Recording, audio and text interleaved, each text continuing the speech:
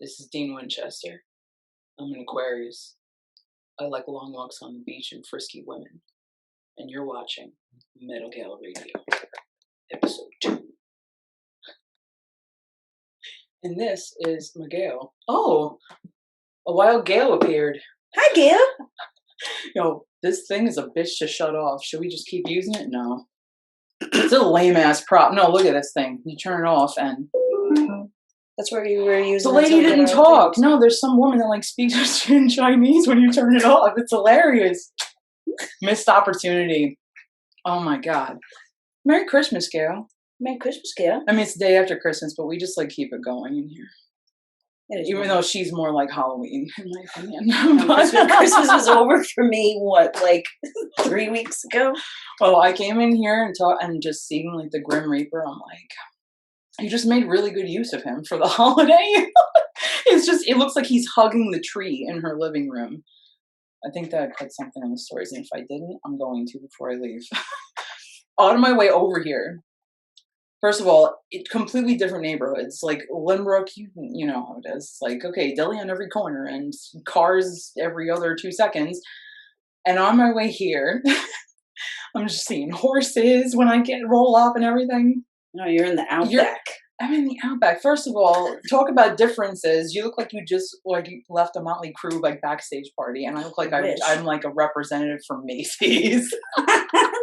Yeah, my time traveling. That's my reach on me. Up there. Merry Christmas. Come in for 30% off of everything. Where's the tester bottle? Oh my god, the tester bottles. Not good for people with allergies, gotta say. No, and they don't ask.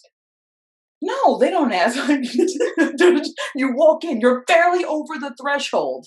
And they're just like, you want to try something new from Tiffany? And before you know it, it's like, oh what if the person was allergic to, like, I don't know, let's say like sunflowers or something like that. And it's like, oh, this has essence of sunflowers in it. Want to try? And then also the person's like, no, I'm allergic to sunflowers. Like death by perfume.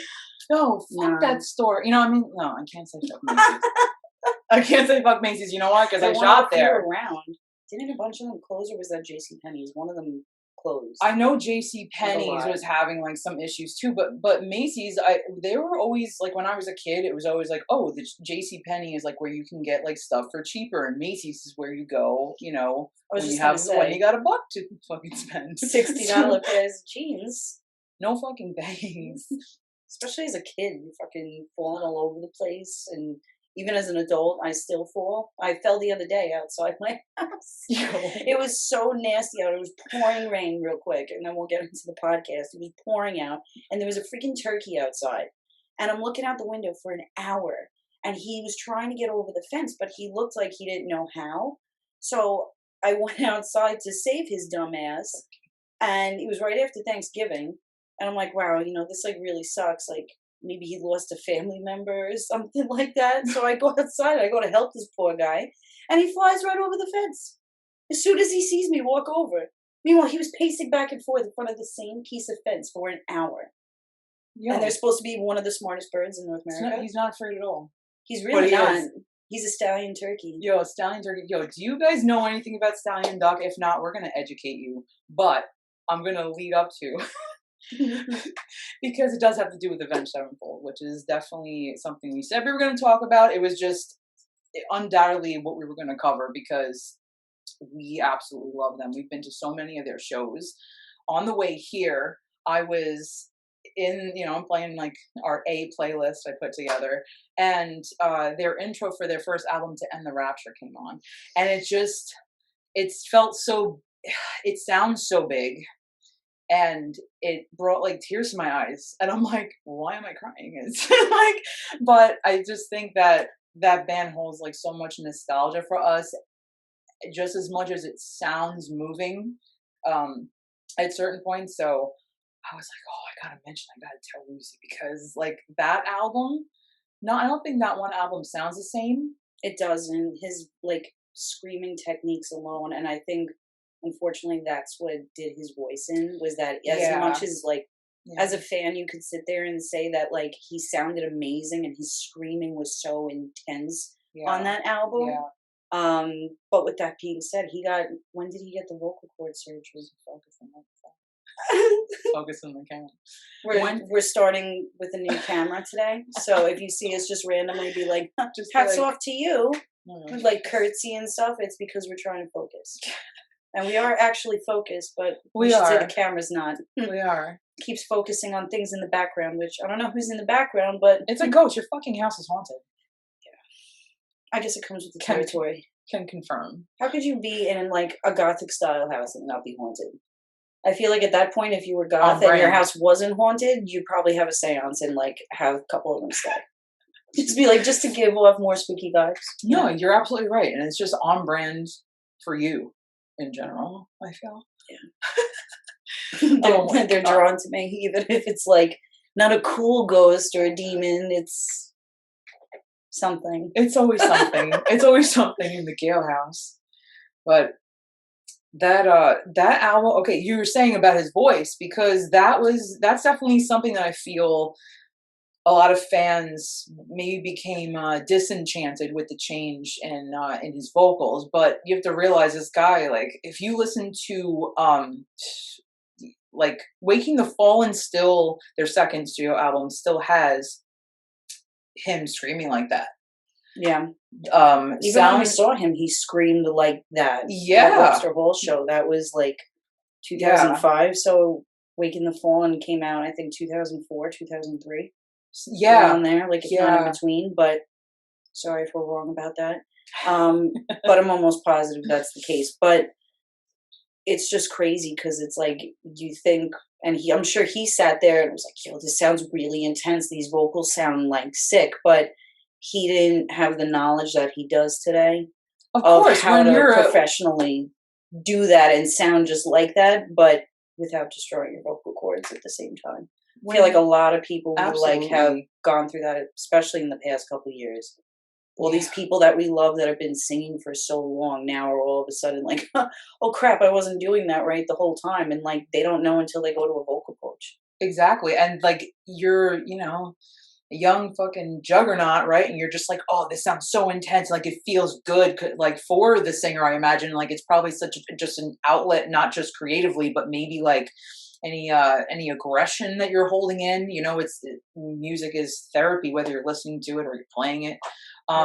So I just feel like, you know, a lot of fans kind of, once they heard Bat Country, I really loved it. Actually, I feel like it had more groove elements in it, because I think that once that happened to his voice, they kind of were like, let's make it work for what he sounds like now. I thought I could be wrong about that, but they seem so in sync. And we've watched a lot of behind the scenes recording videos with them, and they just all seem so on it together. They're like a machine when they work in the studio. So that helps that they've known each other for so long too. Yeah. Like they went to middle school together. Yeah. The guitarist, Sinister Gates, and the late, unfortunately, late drummer, the Rev, they were best friends. And I think just all the other guys just, you know, they came in after that. But that was the foundation for Avenged Sevenfold, was the friendship between those two. The first, I'm trying to think of the first time I heard them, right? I was thinking about it as I was, you know, had that playlist on. I'm like, I guess I have to give Chris Tadaro a little shout, because I realized the first time I heard that, it was the first time I heard Sounding the Seventh Trumpet, their first album, was in his car, you know, driving around smoking, and, you know, he throws some new shit on. So he's actually the first person that showed me Rammstein too. Understandable. Doesn't he live in Germany now? Oh my God, I think he does. I think he does. I'm almost positive, because no, I think you're right. When I mentioned that you posted something about Faith No More and Korn being canceled. Yeah. And I posted about Rammstein, and he commented underneath that he was supposed to freaking see them too. Oh, shit. No, I think he I'm such a ditz. I think he lives in Texas, but he was supposed to see them. Germany, Texas. He was living in Germany, and then I think he moved back here when he got married, if I'm not mistaken. But he was supposed to see them in. He was supposed to see them in Texas. for the same tour that I was supposed to see them on. And I was like, wait, you had tickets too? He's like, of course I did. And I was like, okay. Damn. Okay. Yeah, I mean, listen, I heard a lot of great music just, after becoming friends with him. He kind of, I had like the foundation of my taste, but I think that he kind of broadened the spectrum for me, where I was like, oh, it's not just Pantera or AFI, right? Like the two, still in the same genre, very different sounds. There's like something that's right in the middle, and Avenged Sevenfold just seemed to fill that slot for me. It had the screaming, but it had groove elements, but it had really like the guitar reminds me of Slash. Like you could tell that Sinister really got a lot of his inspiration from listening to him. Oh, and I'm sure his dad too.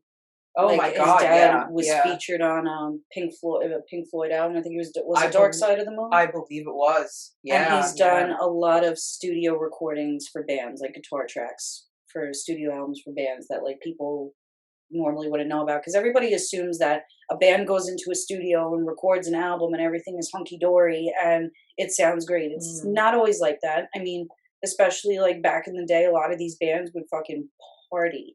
Not to say that they don't today, but a lot of these bands, like you'd go into the studio and there would be beer cans all over the place, cigarette butts and joint papers. And it was like Oh these yeah. guys would get inebriated, and then it was like, all right, it's your turn to go into the studio and record your tracks. And they would literally look and be like, huh, I can't do it. So they'd have a studio guy that would already be working there, and they still do that today. If somebody's trying to record a part and they just can't get it down, they'll have a guy go in and like record it for them. That's the most rock star thing I ever fucking heard. And you know, like, here, I wrote this, but lay it down for me because I'm too drunk. It's crazy though. I have been in recording studios.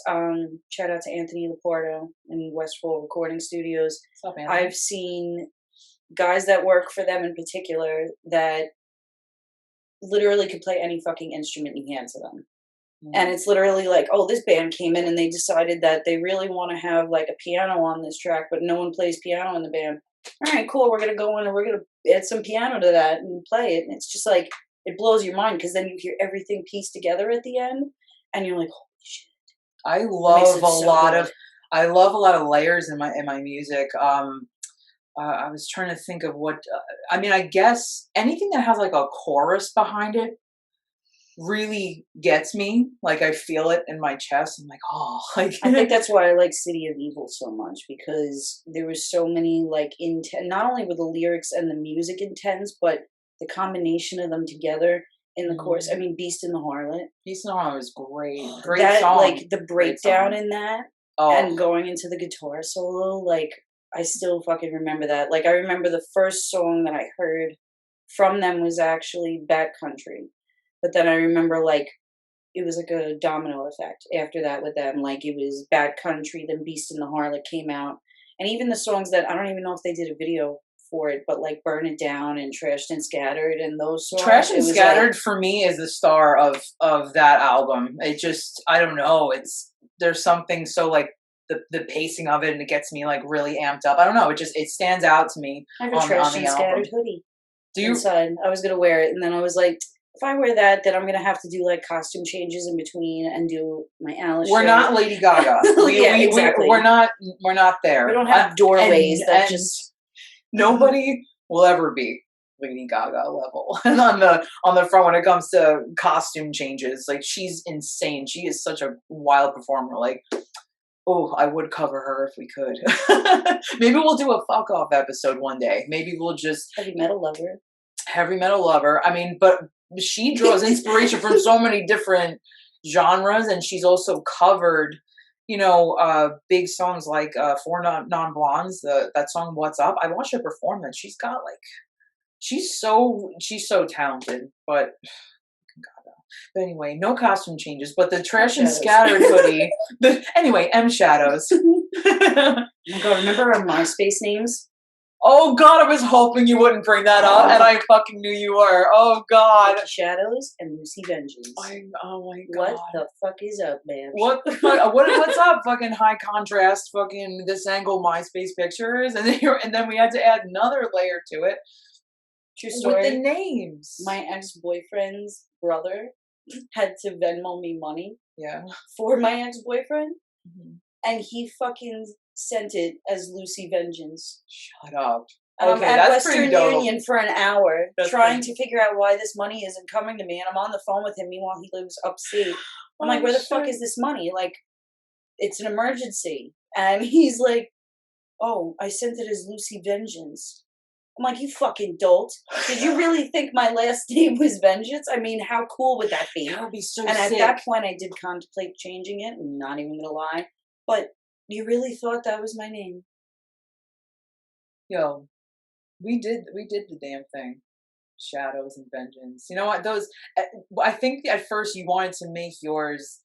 You know, because like Sinister was like. I think. Sorry guys, we love you all, but Sin was her man and Shadows was my man. We were, you know, we had crushes on them, and you wanted to incorporate Sinister's name, but I'm like, Sinister Lucy or Lucy Gates.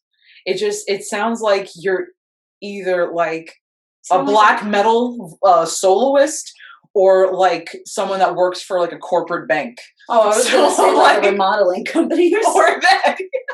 I built gates. Thank you. Thank you. Thank you. This is Lucy Gates, and you're watching Milka Video. And we like it. And we like it. Phil, please do our intro. Oh my god. Shout out to Phil. Shout out to Phil. Shout out to Phil. We're gonna fucking We're shout just out gonna- Phil every episode. It's gonna be like a never-ending story. But I me can't and Sinister will remember. always have a personal bond. Listen. Okay. All right. Yo, that bond. Let me tell you something. Let me tell you guys something.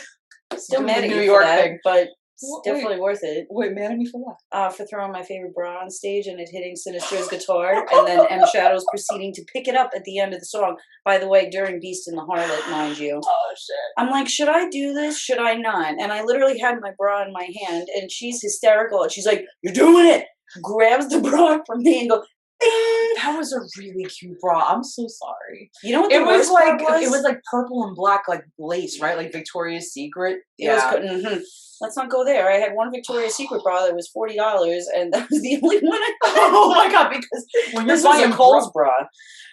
It was a Kohl's, like, I think it was like Candies, if anyone remembers that fucking brand I from remember Kohl's. I think they Candies. probably still have it, and I'm just dating myself. Do you But remember Mark McGrath? Right, Mark McGrath? yeah, Yeah, he did like an ad for Candies, and I hung when I forgot what magazine it was in, but I hung that shit on my wall. I was like, oh my god, like you were Team Bopper so hot. Incorporated or something. It's probably. But yeah, you know that that Sugar bra Ray was is not going to be in gorgeous. Revolver magazine, but I got that shit in Kohl's, and I was like, oh, actually, like mid to us, I was thinking to myself, I could just go back to Kohl's and get another one. Like, it's not a big deal. I went back 2 days later, and they only had it in pink. I remember it like it was yesterday. It was like a Sorry, gal. lavender purple, and it had like almost like Beetlejuice black pinstripes going We're down gonna it with black lace. We need to throw up a picture because we have it. It's on Sinister's stand, or is it at his feet? Well, You actually, brought roses. Oh my god! we I are just going remembered to- We threw roses too. We're so corny. that man. was in the Webster Hall show. The first time we saw them, not only we brought pumpkins, but we brought the roses, and thank God we were allowed to bring the roses in. Yeah. We'll go into that first. We'll go in order. Yeah, no, we obviously we have to cover the first time we saw them because all right, so it was my first show being GA, period. And I don't know if you had been to GA probably before me, or if it was like your first metal show, what it was for you. Well, technically, it was my first GA show because the first rock show that I went to, it was funny. I did it like in like a week span. I saw Ringo Starr at Westbury Music Fair, which was fucking incredible because it was like the all-star band. So like it was the guy from Men at Work. So they did that song Down Under, and he sang it, and like the rest of the band played and stuff. So each like member of the band got to do one of their songs, but they mostly did like Ringo songs. That's cool. 2 days later, I saw Kiss. But that wasn't a GA show. That was obviously seating. So wait, this was our first GA experience together? Oh shit. Okay, I mean I knew it was like the first of something like No, it was the first like Pit GA show. okay, so my dad my dad was like, "You guys are not going to that show by yourselves," because we were like 15, 16, like Yeah. that. And I was like, "Okay, like whatever." Like we didn't give a shit. We were just like, "However we can get there, let's just do it." So he drives us into the city. We end up not like with the pumpkins for the contest. So I know we mentioned this last week, but these pumpkins were beautiful. I don't know if we have a photo, but we can see if we do. Um, we did not get in because we didn't have tickets yet. Not only that, we were 4 hours late for the meet and greet. We They were decided so everyone late. remembers the street teams back in the day, which they should Yeah. totally bring back, especially with everything Mm. going on. I But it was the agree. street team that posted it and said that there was this contest. If you came to the show with a carved pumpkin or a painted pumpkin, that you automatically, I think you still had to have tickets, but you automatically got to go to the meet and greet, and your pumpkin was put on stage Yeah, for the whole show. yeah. So we got there and we were like, "Oh, cool! We got our pumpkins. This is our chance." And we walked in and they were like, it was like 7:30, 8 o'clock, and they were like, "The meet and greet was at 4:30." We were like, It was so bad. "What?" Oh And it my was God, like it a was so Thursday sad. or Friday. Like I remember we had school, so Yeah, that's why we couldn't get there earlier. yeah, that's right. Oh, fuck. Yeah, that was so disappointing. You know, just that portion anyway. Because once we got in there, you know, my I How did we think get in? we what do you mean how we got in? Your poor dad. You and I were Oh, sobbing on we the scalped. street corner, Oh, and your I dad. mean, no, he didn't. Your My dad dad was is- trying to calm us down, and this nice gentleman came over to us and said he had 3 extra tickets. And he was going in with his girlfriend, and he saw your Bless poor that dad's man. face Bless that and man. was like, "Oh my God, this poor guy has to deal with these 2 like hysterical girls, like temper tantrums." And the guy was nice enough to give us these tickets, and that's how like we got in. And then I Right, passed out. right. Yeah, that there's you know, my dad would done anything for me. I remember now. I remember it more clearly now that you're explaining it because like I just think that says so much about him that he was like instead of just being like, "Oh fuck, we don't have tickets," like, you know what, it's fine, you can catch him next time. Nope, not my dad, because music is just as important to him. Like he understood it. So I think that just like seeing these little sobbing girls just kind of like reinforced it even further. Be like, He was like, "God help me, "Oh, I'm not driving an hour home from the city to yeah, learn what am about." I saying?" That was probably his motivation. Like, "Quick, I drove all the way here." Like, No, you he would have know, done the not same for shit for. nothing. He would have done the same shit for Zeppelin in a Oh, heartbeat. oh my God, yes. I mean, and he did see Zeppelin live. I think that both my parents were at the same Zeppelin show like years before they met. Like that's actually crazy. met. Yeah, yeah, that was pretty cool. That was pretty neat. That was pretty neat. You could tell it was an Avenged Sevenfold show because of the way it 'Cause the way was. it was. They opened with Second Heartbeat for that show. They did. They did. Oh, And then I my passed God. out like halfway through the show because I think maybe because I didn't eat or something. I don't remember what happened, but I got so sick and I went to the bathroom and I got water. Your dad got me a water. Yeah, you just And then- weren't hydrated, I think. You know, like you're just fucking, you know, being pushed around and sweating all that out. Like, And it then your happened. dad helped me crowd surf. He did. He picked me up and he said, "You want to go up there?" And I was like, "I want to crowd surf. I need to go here. Like, I need to do it." And it was during fucking backcountry. And that's what Oh, started so my good. annual ritual of every time we saw them, Every they're time. going crowd surfing during backcountry. Every time. I would even do it now. Fuck it. Oh my God, I would like break my fucking back. Well, I've never done it, I but would I break think someone else's back, maybe not mine. I I would break someone. What are you kidding me? You're like a fucking, you're a pipsqueak. I'm not Me, 16 anymore. my big ass.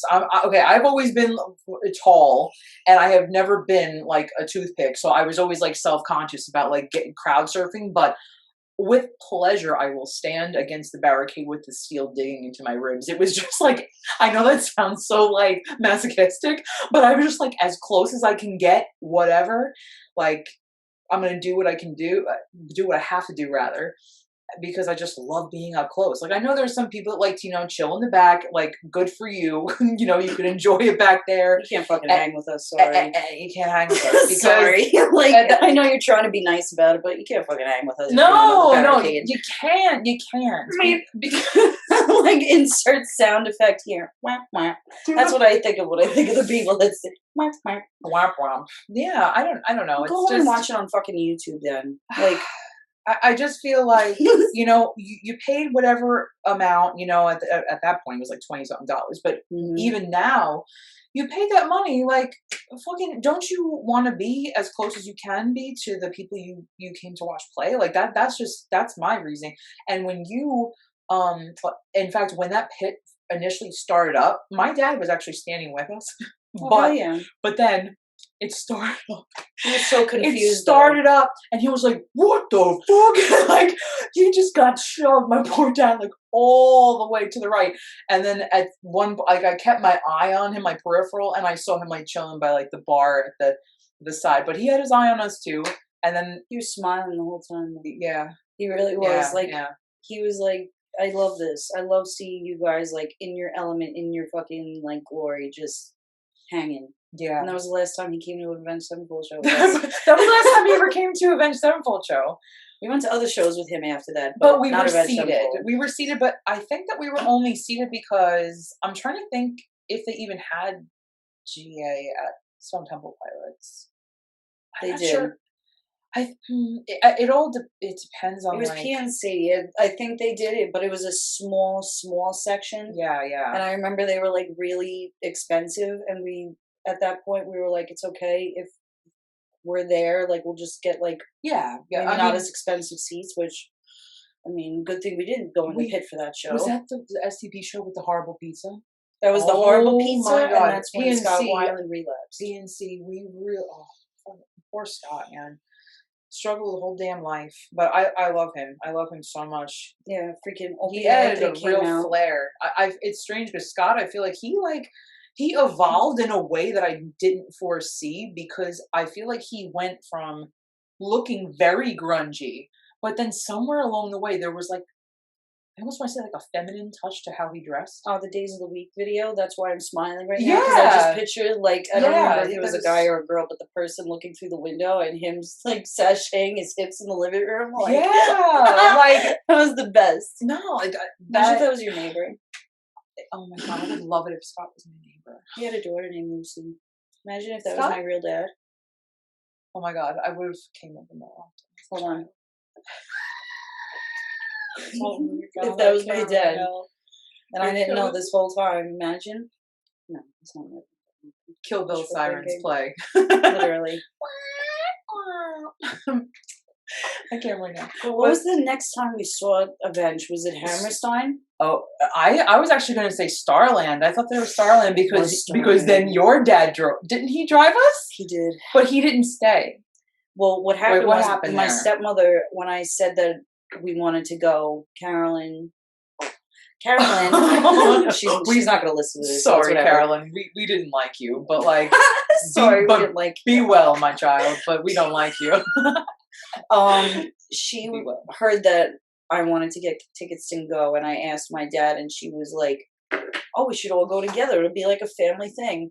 And she thought like it would make my dad cool if she like put him in, what are those things called from Lord of the Rings? I know there's probably 20 people cursing me out right now.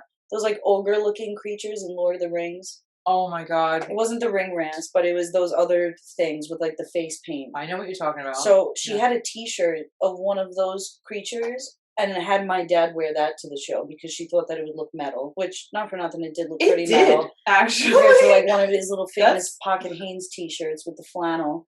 But I remember like my dad's like a roadmap, and I know your dad, you know, was too, but like same thing with my dad. Like they're both like freaking roadmaps, and your dad was a cab driver and my dad worked on the railroad, so they both had like a pretty solid like down signs of like how to get around like the tri-state area, I'm gonna say. Oh my God, absolutely. My dad had no fucking clue where Sayreville, New Jersey was. And I remember we stopped at like a Wendy's parking lot, and he asked some guy, remember he asked that it was a lady, and he was like, "Where do I go?" And she started laughing. She's like, "Oh, you turn down this block, you go down here, and it's there." And it was MapQuest even around at that point where we like it was, but like the directions were literally like turn left at like this lamppost and stuff because it's in such an industrial area. Yeah. Even I went there like a year or two ago. I liked that venue, honestly. I went there for 6 a.m. It was last year or the year before. And it amused me so much pulling up there because now that I'm older, I never realized how small it was. Yeah. Like, it still looks really in nice, my but it's like head, the crazy donkey size wise. in my head, it feels big still, but I'm And sure, there's a you know, VFW revisiting. across the street. Oh, shit. So it was like family bingo was going on, and there's like shows across the street. It's like, it's crazy, but No, I love that show. But that that show was great. that show was really good. My Bloody Valentine opened Yeah. that show. Yeah, And probably yeah. Seosin, because I think every time we've seen Avenged Sevenfold, shout out to Seosin.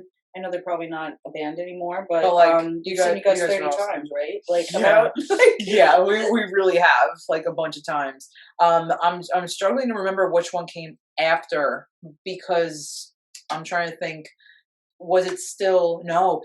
Sayreville, that show at Starland was after between City of Evil and Self-Titled, or was it after Self-Titled? 'Cause I swear, I feel like I remember.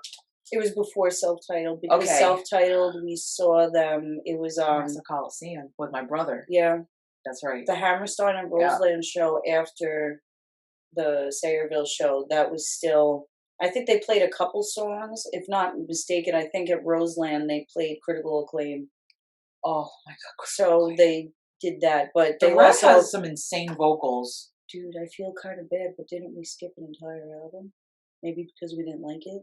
Oh, no, Nightmare came out after Self-Titled. No, Nightmare. No, not Nightmare. It went Sounding the Seventh Trumpet, then it went Waking the Fallen, City of Evil, then Self-Titled. And then, no offense to anybody who listened to their stuff after that point, but I think that once the Rev passed, I think that. Which he did Nightmare, but that album I just. Yeah. Yeah. It was kind Sorry. of. I wasn't really that into it personally. I think that after the Self-Titled, I don't know, it is different vibe. I think but Self-Titled was the last one that hit. I think that was a good closing.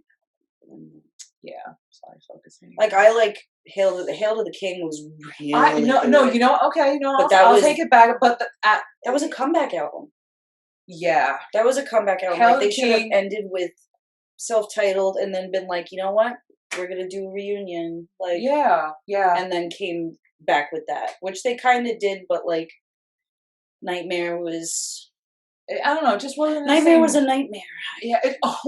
Sorry. Wah, but speaking of albums that I really didn't care, it's like with AFI, and we'll get into them later in the episode. But Beautiful Crash Love, that was an album I genuinely feel a lot of AFI fans wish they could just skip over that and go directly into Burials. You know, it's kind of like African Child. You know what I mean? Every band has, you know, an Aldous Snow African Child, and I guess that was it. I don't think he could have summed that up anymore. Wait, what was the name of the band in Get 'Em to the Greek? Like the one that Aldous Snow belonged to? I can't think of it right now. Comment down below if you know. So comment down below. Comment down below. Comment down below. We love Get 'Em to the Greek, and for some reason I can't remember.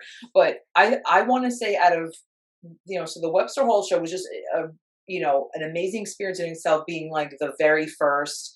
And I got some amazing pictures at that show. I had like the shittiest digital camera, but for some reason, like, those pictures, yes, of course they could be more pixelated, but I think because it wasn't as pixelated as cameras are now, it kind of added something to how they came out.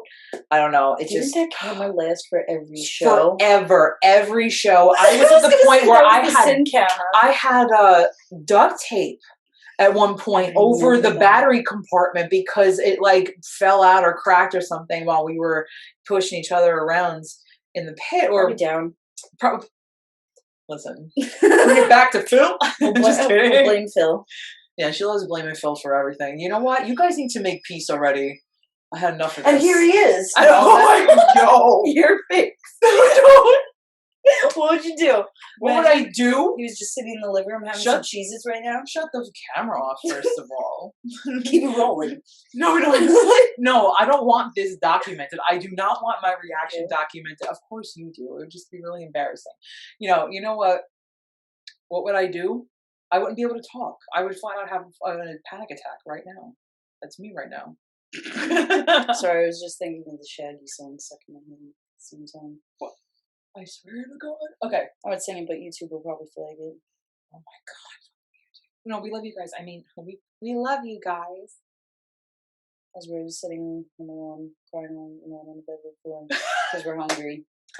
Went around that pretty quick. Oh, but I love it. I love it. Yo, I was for the Webster Hall show. I was particularly excited to hear Chapter 4 because that's my favorite song on Waking the Fallen.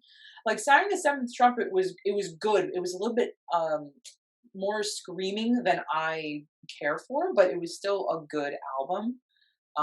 But Chapter 4, it's all about the last quarter of the song for me. The far away in this land I must go. It's just my high school yearbook quote was from that song. Was it really? Mm-hmm. Are you kidding me? Wait, do you remember the line? A good friend once told me we are memories, without them we equal nothing. Love it. Love it. Ace. Ace in the hole. Ace in the hole. Ace in the hole. She won yearbook. Most memorable. That's what I got in high school. Was most memorable. I don't remember yours, but I can't. I just remembered mine because of. Hopefully it was best hair. Hopefully it was best hair. That's all I could hope for. I can't remember. What? No, you should have if you didn't, because you had Sarah Gary hair your whole life. Sarah Gary hair? How about when that salon double processed my shit and I'm not even going to say like who fixed it, but we know the girl, and she's a little sister of someone that we mentioned on the previous episode. But she fixed it for me. Thank God. But like to me, I mean, I look at your hair and I honestly like can't sit here and say, "Oh my God, that was a bad hair moment for you." I can't think of a time where that like comes to mind. I'll tell you the bad hair moment. Thank you, Supercuts, for making me look like a little Dutch boy when I was 20 years old. Okay, and the best part was she's like after like she's all done and she's like, "Oh my God, you look like Eva Longoria," and I'm like on crack, maybe. Maybe if Eva Longoria had Lord Farquaad, right? Like if Lord Farquaad and Eva Longoria had a baby and bug. I can't right now. But even at that point, your hair wasn't that short. Like you say, a little Dutch boy, and everyone's gonna picture your hair like to here. All right, but the little flip go here is like. I know. It wasn't that bad. I'm exaggerating, but that is awesome. I completely forgot about that yearbook quote that you put in. That's dope. Too. That album is, I don't know. I struggle to pick a favorite when it comes to them because I feel like each of them have like a big song that I love. Like it's Waking the Fallen Chapter 4 and City of Evil is Trash and Scattered. Yeah. Brompton Cocktail wins for me. Like that song, Brompton Cocktail, whenever I hear strings in a metal or rock song, I feel like it adds a component of like harrowing or like sorrowful.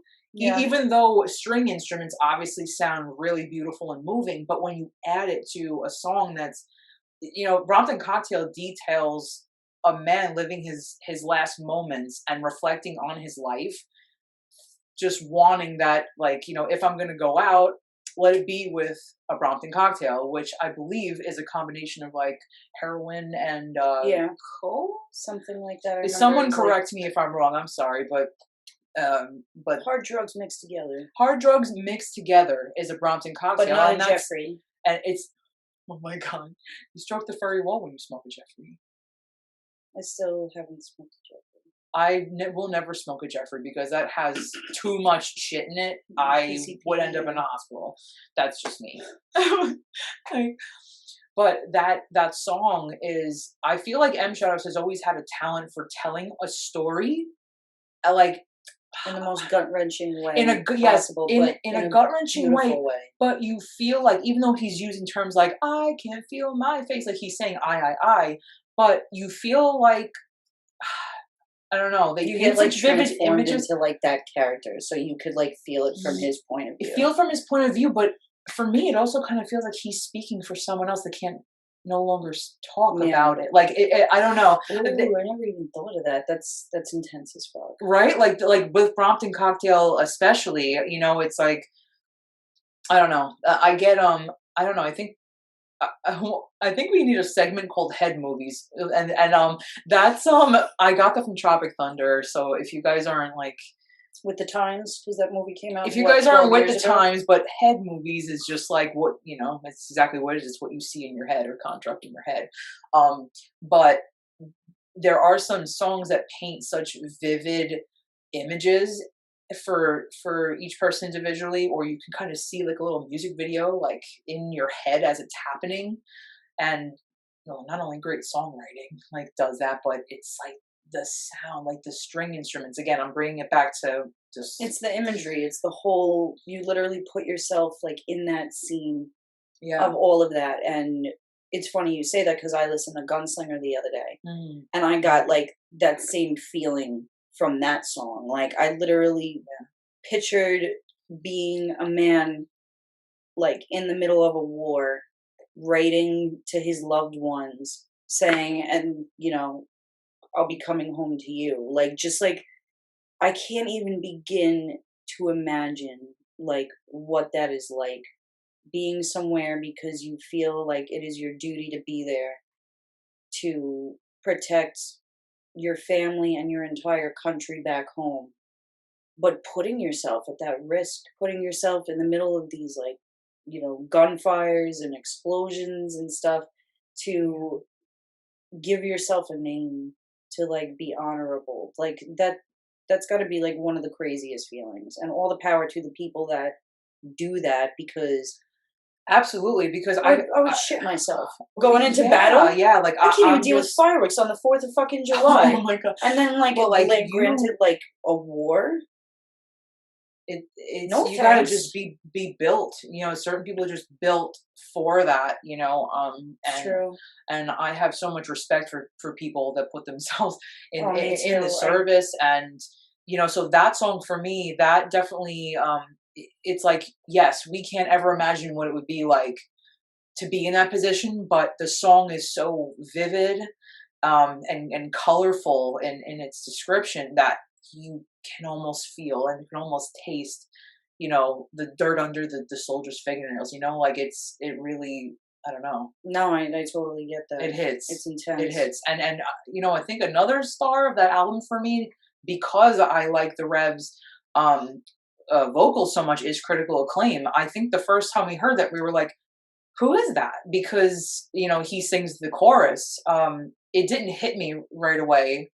I don't know if you knew that before we heard the song, I or knew it wasn't M Shadows because you Mhm. could tell, or if it like if you thought it was M Shadows, it definitely was like an effect on his voice. But like I think from Yeah. us Mhm. personally, like listening to them as much as we did and still like do, even though it's like the Mhm. older stuff, I think it was easier for us to notice. But I showed that to Paul last night, and he had no idea. And he was like, "Wait a second, he fucking sang that?" And I was like, Yeah, yeah. "Yes, man." It's he was so good, and like he really He wrote a lot of makes stuff too, right? oh yeah, yeah. He contributed so much to the writing. I was trying to I'm trying to remember. I feel like I saw a behind the scenes thing of Shadows on Sin's guitar, or was it someone else on Sin's guitar? I feel like Probably his dad. when I said earlier that they were a machine, I feel like just from what I've seen of like clips like that thing and videos of them working, um, the one of the most collaborative, well-oiled groups I've ever watched work, obviously through a screen, documented like that. But um, yeah, that and so seeing them live, it was just shit. And then 2007 rolled around, and that show was Memorable. obviously my second favorite. That was Hammerstein, and then we were waiting outside for them afterwards, and You made a good friend that day too. we made a good friend that day. What up, Kenny Leaf? He's Kenny Lee. I don't believe he is. Now obviously with all the stuff going on, but even before COVID, I'm not sure if he was still working with them. But he He was doing was. Warped roadies. Yes, In yes. case anybody's like, who's Kenny Lee? Kenny Leith was a stage manager for Warped Tour And Ozfest. and Ozfest, and we had gone because I used to be a big Katy Perry fan, and didn't we hold on, it went in opposite order. We met him that night, but then he gave us bracelets to then go and do a meet and greet, like meet Katy Perry, and we were standing like side stage for her. Well, you remember that whole, we used to go to a show and it would say doors 5:00, show starts at 6. That show, we got there at 9:30 in the fucking morning because we wanted to be front and center online. Right. And we knew people that were in the beginning of the line. Shout out to Jimmy and Valerie. They were sitting in the front of the line, and we walked around the block to see if we could meet them because we knew the back door was on the next block. And Kenny kept walking out and standing there, and he saw us like standing out there for the whole day. And he kept talking to us. I remember him telling us a story about how he was doing stage managing for Ozfest. Yeah. And Zach Wilde and Dime walked past him, and that's when they stole the fucking limo, and they were inebriated, and they were fucking doing donuts in the fucking parking lot of Ozfest. Oh my god, that sounds. And what I would give to limo. They flipped the fucking limo like 4 times. It was like destroyed, and they got out stumbling, hysterical laughing, and walked back in and played. That is so on brand. That sounds like something. It's crazy because like when you hear Dimebag Darrell's name, right? Everyone's like, oh, so humble, like most down to earth, like so nice, all these amazing things. And then, but he's a crazy motherfucker. He had a lot of fun. He had a lot of fun. And him and Zach Wilde were definitely like brothers from other mothers. Like they had a really, really tight relationship. But he told us that story. And then after the show, all these people were trying to meet Avenged Sevenfold because they caught on that they were like walking out the back door, and we were the only 2 allowed to meet them. Well, meet Sinister because Sinister was gone. And Kenny said that Hayner Jr., you were inebriated, but it was all right. It's all right. We got our picture, and this is oh my god. Talk about living on a prayer, okay? This motherfucker comes out. Sinister comes out. You could tell he's drunk as fuck. But he walked on the 18 Visions bus thinking that it was his bus. Yes, he did.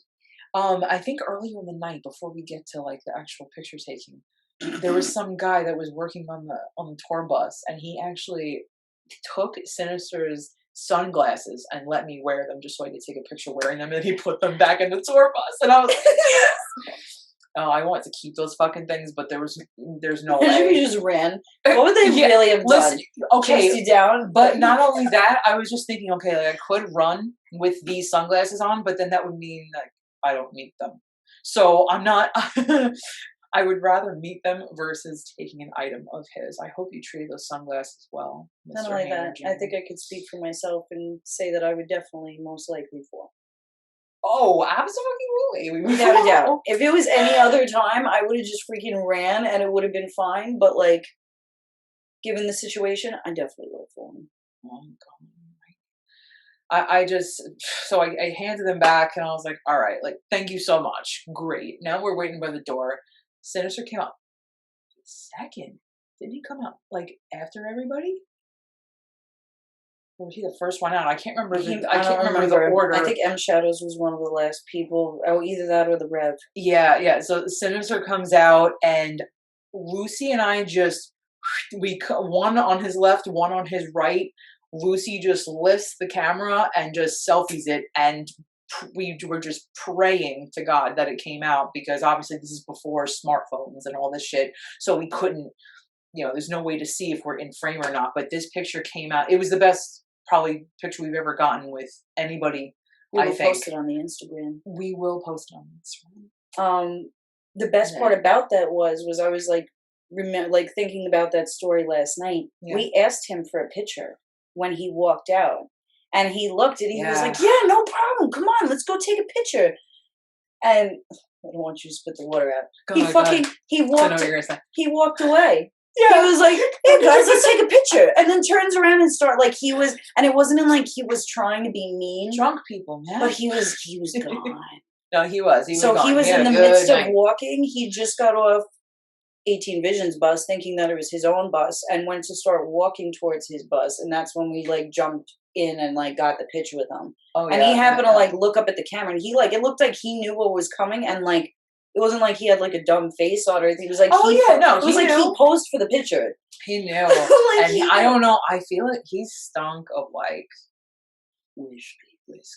Like it was like, but I don't mind the smell of whiskey. I'm weird. Like I like the smell of like cigars and whiskey. It just Unlike Kirk, who smelled like Kirk. a beverage center. Oh my God, the beverage center. Thank you Listen, for guys. everybody who was so diligently nice and talking about beverage centers, so I didn't feel like an idiot. Listen, I never called you an Thanks. idiot. I know, but I still felt like However, I feel like I had a pea-sized brain at that point. It's no, not a pea-sized brain, Lucy. But I knew that sign at the Limbrook Beer Docks, thanks Mike Donlin, I forgot that's what they would call it too, Beer Docks, that it did not say beverage center. So on my way to go and get coffee that day, I was like, I need a picture. I've got to show her. You know, it was great. So thanks guys for that conversation. I forever have been calling it the beverage center, and I realized the other day why, because that's what my dad always called it. Oh my God. We don't want to become our parents, but we always do. It's like, well, he calls King Cullen the Food King. But at least with the funny part about that is that he totally got that from Animal House. Okay. They're like, oh, we Okay. gotta go to the Food King, and John Belushi jumps up and he's like, pass. Food King, and like jumps into the car. No, That's that a freaking movie. Dad definitely gets a pass for that one. He does, I guess. I guess. I guess so. So Shadows was the last person to come out, I think. Maybe it was either him or no, the Rev. The Rev was the last one. I think we were already across the street at that point, and we saw him from like a mile away coming out. M Shadows signed our chests. We had a fangirl Pictures moment. of those two. We had a fangirl moment, definitely, because I was just like, terrible. oh my God, his hand is on my breast. You know, what were we like? How old were we in 2007? Like, I don't know. It was 20, legal. I just want to throw 20? it out there before somebody looks and says, "Oh my God, M Shadows is canceled." No, M Shadows. He was only like a couple years older than us. Honestly, yeah, like they were not much older than us, but even so, we were legal, okay? And I was just staying there and like watching him sign it. I'm like, oh my God, his hand is holding my breast. We didn't want to shower after that, even though we really needed to. Oh, we really needed a shower. I think I actually, when I went home, I tried putting like saran wrap. It's so bad. I tried putting saran wrap. We were a different level, let me tell you. So he signs our shit. We take a picture with him. And I think because we were so excited and we were just like, yay, we got like the big two, because like I said, we had crushes on them. We just like crossed the street and then we realized like everyone else was coming out. And by the time we thought, oh, let's go over there, we saw that they were like pretty much done like taking pictures and shit for the night, and they went to the bus. And I really regret never getting anything from the Rev, whether that was like a hug, a signature, a picture, and I know like a lot of people nowadays are like, oh, why do you take pictures when you're in the pit or at a concert, blah, blah, blah, like pay attention to the music. Let me just say this, okay? If that wasn't something that we did habitually for all these shows, we wouldn't have all of these amazing, like, we have memories of here, but like pictures, I'm sorry, like I like having that. I think there's a science to it though. Like I know somebody in particular who has a real big issue with that is Corey Taylor. Like pictures at a show. I saw a video of a kid in the front. I understand artists, not, Well, there's a limit and there's a way of handling things. I saw a video of a kid taking a video. I don't know if he had a point and shoot camera or it was his phone. Mm-hmm. Corey jumped off the stage and smacked his shit out of his hand. Corey. And I was like, that's not real cool. That's a little extra, Corey. My whole thing, it shows when I take pictures and videos, if it's a song I really like, I'll take maybe a 20-second clip. But then the rest, you're jammed. Like, not I only put that, my phone away. I take pictures during songs I don't like. Me too. Because then it's like, okay, I'm not missing anything because it's a song I really don't care for. Exactly. So, but when a song comes on, it's like one of your favorites. You're like, I'm not holding up my phone, recording. I'll take like a 20-second video of like in particular, I love when Korn does Another Brick in the Wall. Yeah. I always take video of like the guitar solo. and like maybe the first line of the first like verse after that, you know, just so it's like, all right, I get like a little bit of John singing it and like some footage of them like playing it, but it doesn't like that song's like 7 minutes long. So like a 30-second clip of the guitar solo, I don't really think is harmful. But no, definitely not. But you know what? If we didn't do that, you know, we wouldn't have all these awesome like photos to share with you guys now. So I don't know. I keep doing it, and I'm glad you brought up another brick in the wall because I showed Lucy another cover of that song, and are we going into our picks of the week? We're gonna go into our picks of the week, and I believe they're both Alice's. We got the two Alice's. Oh, before we go into our picks of the week. Final thought on Avenged Sevenfold. It was, you were talking about the Rev. Before, I got to see them after the Rev passed away. I saw them at Mayhem Fest at Jones Beach, and they were incredible. I'm not gonna lie. I'm sure they're great performers, but the way of that setup of Mayhem was not great. What happened was there was originally 12 bands that were supposed to play, and Jones Beach decided, since it was a weekday, even though it was in the summer, it was a weekday, they wouldn't have a second stage in the parking lot. So out of the 12 bands that were supposed to play, only 4 of them played. So every band got to play for an hour. That's so cramped. Korn went on at 7 o'clock, so cramped. And they were done at 8 on the dot, because I saw the clock on the side of the stage as like I was watching them. And Avenged headlined that show, and they played, I think, an hour and 45 minutes. They played, but one thing in particular I remember was time, but not for anybody else. It was nostalgic seeing and hearing those songs again. Definitely. It felt weird because I wasn't with you, so I almost felt like, listen, it was like weird not. I had that experience because you left Ozfest. Oh yeah, so you both saw them once without each other. Ozfest. Ozfest 2006. Man, I got fucked up. I'll go into that on like a fuck off episode, but that concert was a rough day. Listen, I went there with no money for food or water, but I had like a whole bunch of weed, and I'm like, yeah, this would be an 18-year-old's priorities. Like on top of it, it was like 110 degrees. It was so hot out that day. But that day when Avenged played, they covered Walk. It was not well received. It was not, because you had Sinister fuck it up. I don't think that. I don't know. You like played it a little sloppy in the beginning, or something. I feel like something happened like that. I think it's just safe to say that nobody, no matter how talented you are, you can never be Dime caliber. You will never have those ridiculously like fast, digits that Dime was like gifted with. So like, I thought they sounded good. Was it the best cover I've ever heard? No, but I enjoyed their performance. But it just was not well received. It wasn't well received, but I get it, because in that same crowd there were people waiting to see System of a Down, so they were going to be unforgiving. So I totally get it. I get it. But in closing, Avenged Sevenfold is a favorite that we have in common, and it'll always hold nostalgia for us. And I think that it kind of paved the way for my taste, after being so used to ultra heavy and like, because my core is 90s grunge and metal. Like that's, my favorites, but I feel like Avenged helped me kind of branch out a little bit. I think they also, listening to interviews with them and hearing their inspirations, I think definitely opened us up a lot too. And I think it's easy to look at one of your favorite musicians and say, hey, this is what they listen to. This is what got them going. Mm-hmm. And I think because of that in itself, without you even like intentionally trying to do it, you automatically start listening to that band or, artist because of the fact that that person you love so much appreciates them. That's like what I was saying last week with Nikki. That's how I got into Nikki, was the fact that I saw Twiggy had such an infatuation with him, and I was like, makes you want to know, like, wow, like he's fangirling, why? Like, I want to find out like what it is about this artist that really like stuck with them, especially when they're also creative and a musician themselves.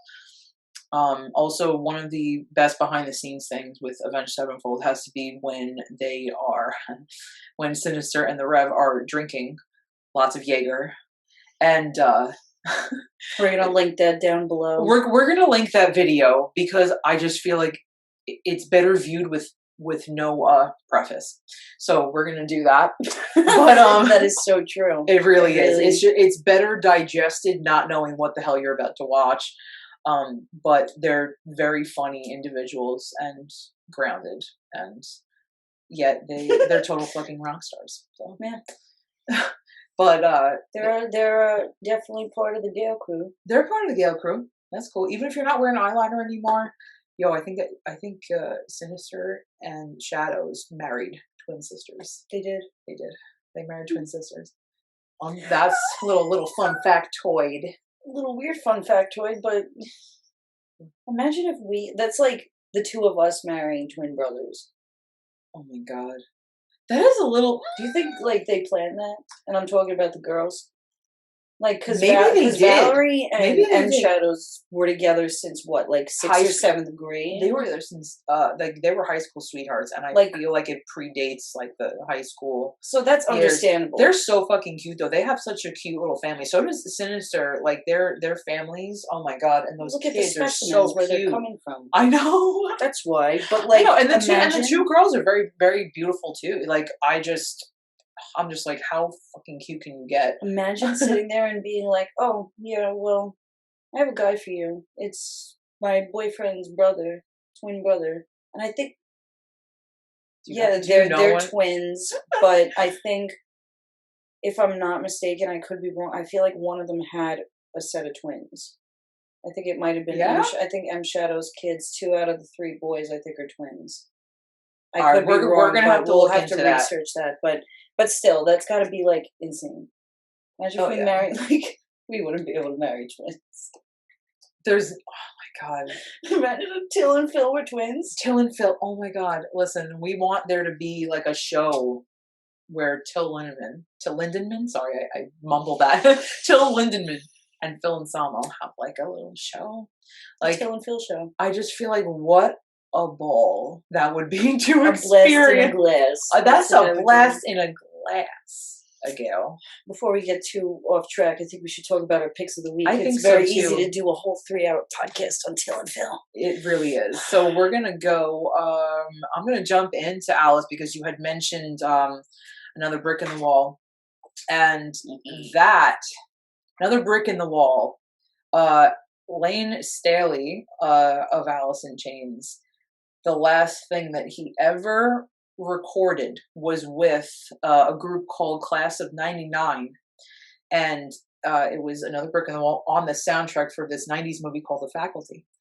And I had no idea. I had no idea, and I love that movie. It's just I just love '90s everything, and I feel actually, especially like teen movies during that time. I feel like during the 2000s, that's where it got kind of like a little too campy, a little too like wanting the shock value, like not another teen movie, for instance. You know what I mean? I felt like people were going more for like the shock and the ews, but like The Faculty, I really enjoyed that movie, and I've watched it so many times. I'm like, how the fuck did I not know that Lane? This is what I was explaining last week, right? It's like we could pick our favorites, but along the way we're finding out things about them that we had no idea. You know? Wholeheartedly. Yeah, so that was the very last thing that Lane ever recorded. So damn, like, I don't know, I started like going back to their origin because I wanted to find out like how they met, and like, you know, I know that Lane and Jerry are very much, well, to hear them harmonize is like a dream, but I want to know how they met. And Lane used to be in a band called Sleaze. Okay. They were glam rock. Like, there are photos of Lane with big hair and lipstick and eye makeup. Like, he went all out. And then later on, they were talking about changing the name. This is pre-Jerry, right? So Sleaze was talking about changing the name. Someone had brought up what to name like their little tour that they were doing, and they wanted to call it like Welcome to Wonderland or something like that. It had to do with Wonderland, and they started toying around with the idea of Alice in Wonderland, and wanted to change the name. They were at the time afraid of the feedback they would get from Alice and Chains because it insinuated female bondage. So and also Lane's mom was not happy at all with this name. She's so wholesome, and honestly Lane is too. Like when you watch interviews of him, he's just such like a little baby angel, you know what I mean? He's such a baby angel, and yet like he's just such a badass at the same time. I got that from the songs that you told me to listen to this week, and I feel like one or two of them I definitely like have heard in passing on the radio, but then like it ain't like that. Oh God, that So like good. it comes in so strong and just like blows your mind. I absolutely love that, and I feel like I saw a whole different side of him that like I didn't get when I first like heard of them, and I appreciate you for sending me them. You're very welcome.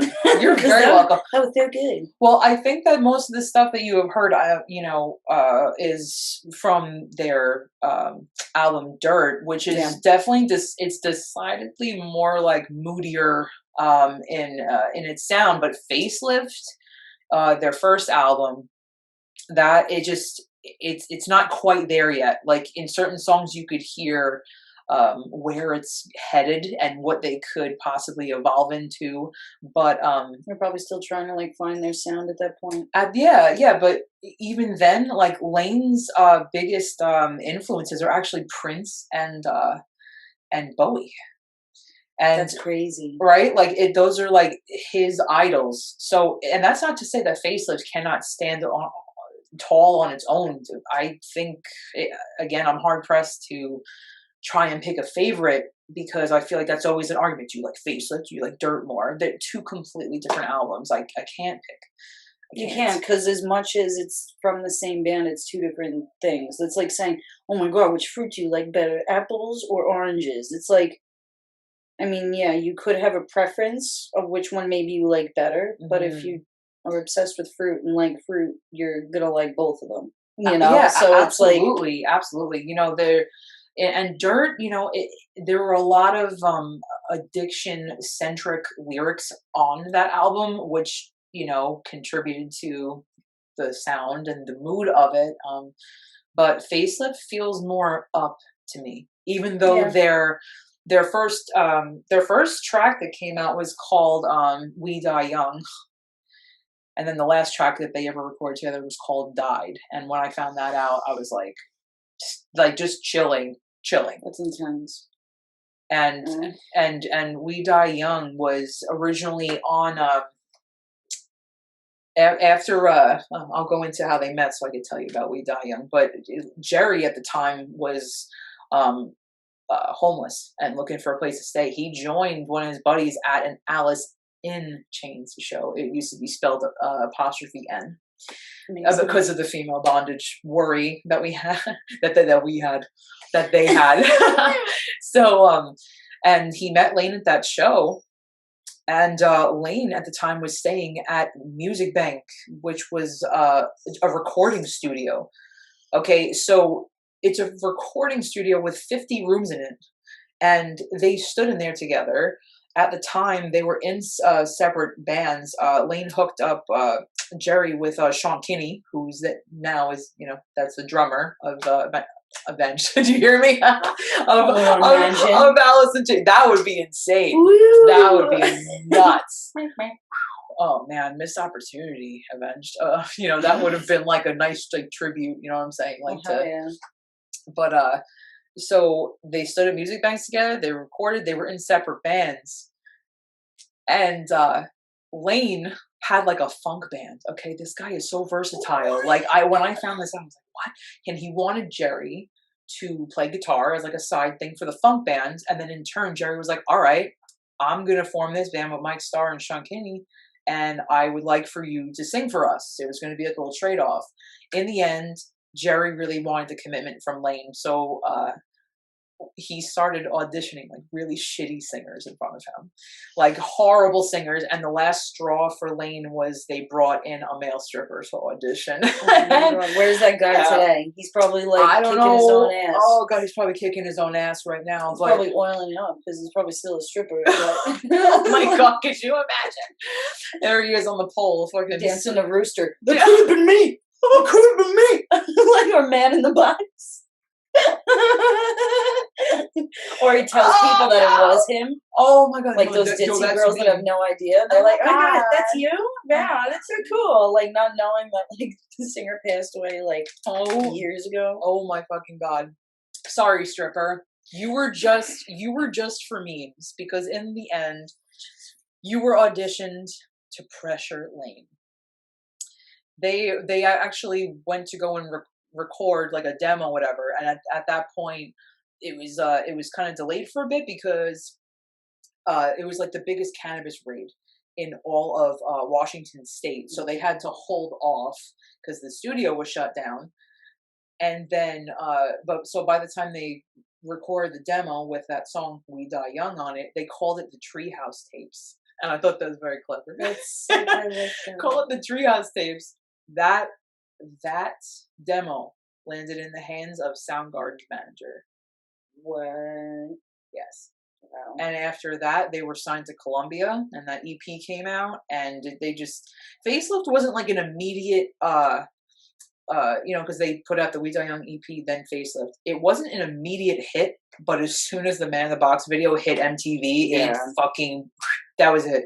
That was it for them. That song just, it took all, their careers took off. This is the first song I heard from them. Man in the Box? Yeah, actually, I think me too. I have to, again, give credit to Valerie, who I mentioned in the last episode, that first showed me Pantera. In the same breath, she showed me my first Alice in Chains song. It's insane. Yeah. It was, so, oh God, that album though. Like, if you had to pick one song, I know it's hard because it's like, it's hard, especially with like a group you love so much. If you had to pick one song that you could honestly say covers probably all like aspects of like all different moods, like you could listen to it when you're happy, sad, angry. Oh, that's a good question. What would that be? Look at her. Because it's easy to be like, oh, what's your favorite song? Because we didn't discuss this before the podcast. Sorry, spoiler. No, I like it. I like it because it does make you think. So something I could listen to when I'm sad, happy, like it can kind of cover all bases. Yeah. Wow. There's something about for some reason I wanted to say Sunshine because that's my favorite song, period. But I'm not sure if I can listen to that for all moods. Angry Chair. And I know that that's a big, single, but, still jam it on. It's like Angry Chair, but I'm like struggling between that and Grind, which is also another single, I really liked the video in particular. I like their videos a lot. It's Grind, I believe they have the guy that's like struggling to get into heaven. And they have very good imagery along with their music videos. They do. In that video actually is Jerry Cantrell's three-legged dog, Sunshine. That's the dog that's in that video. Cute. Yeah, little cutie. What's up, Sunshine? What up, Sunshine? What up, Sunshine? And speaking of Sunshine, that's my favorite song, period. And I sometimes I don't like to look up lyrics. Like, even though I'm a very lyric and vocal centric, like that's what draws me in typically to any music. Sometimes I like to just listen to it for what it is and see what it paints in my head. But I was like, you know what? Out of sheer curiosity, like I'm gonna like dip in. I'm gonna check out like what Sunshine was about. And in my search, I found out that this was a song that Jerry Cantrell wrote about his mother that passed, his mother Gloria, that died of cancer. Oh wow. Yeah. So he lost, oh my goodness, he lost his mother and his grandmother within like the matter of months. So he had a really hard time. And I think that I don't know. There's a couple of different songs that he wrote that are very personal. Rooster being another one. If you watch the Rooster video, just to combine what you were saying before about imagery and everything, Yeah. the Rooster. How could we talk about Alice in Chains and not mention Rooster? It's arguably their magnum opus.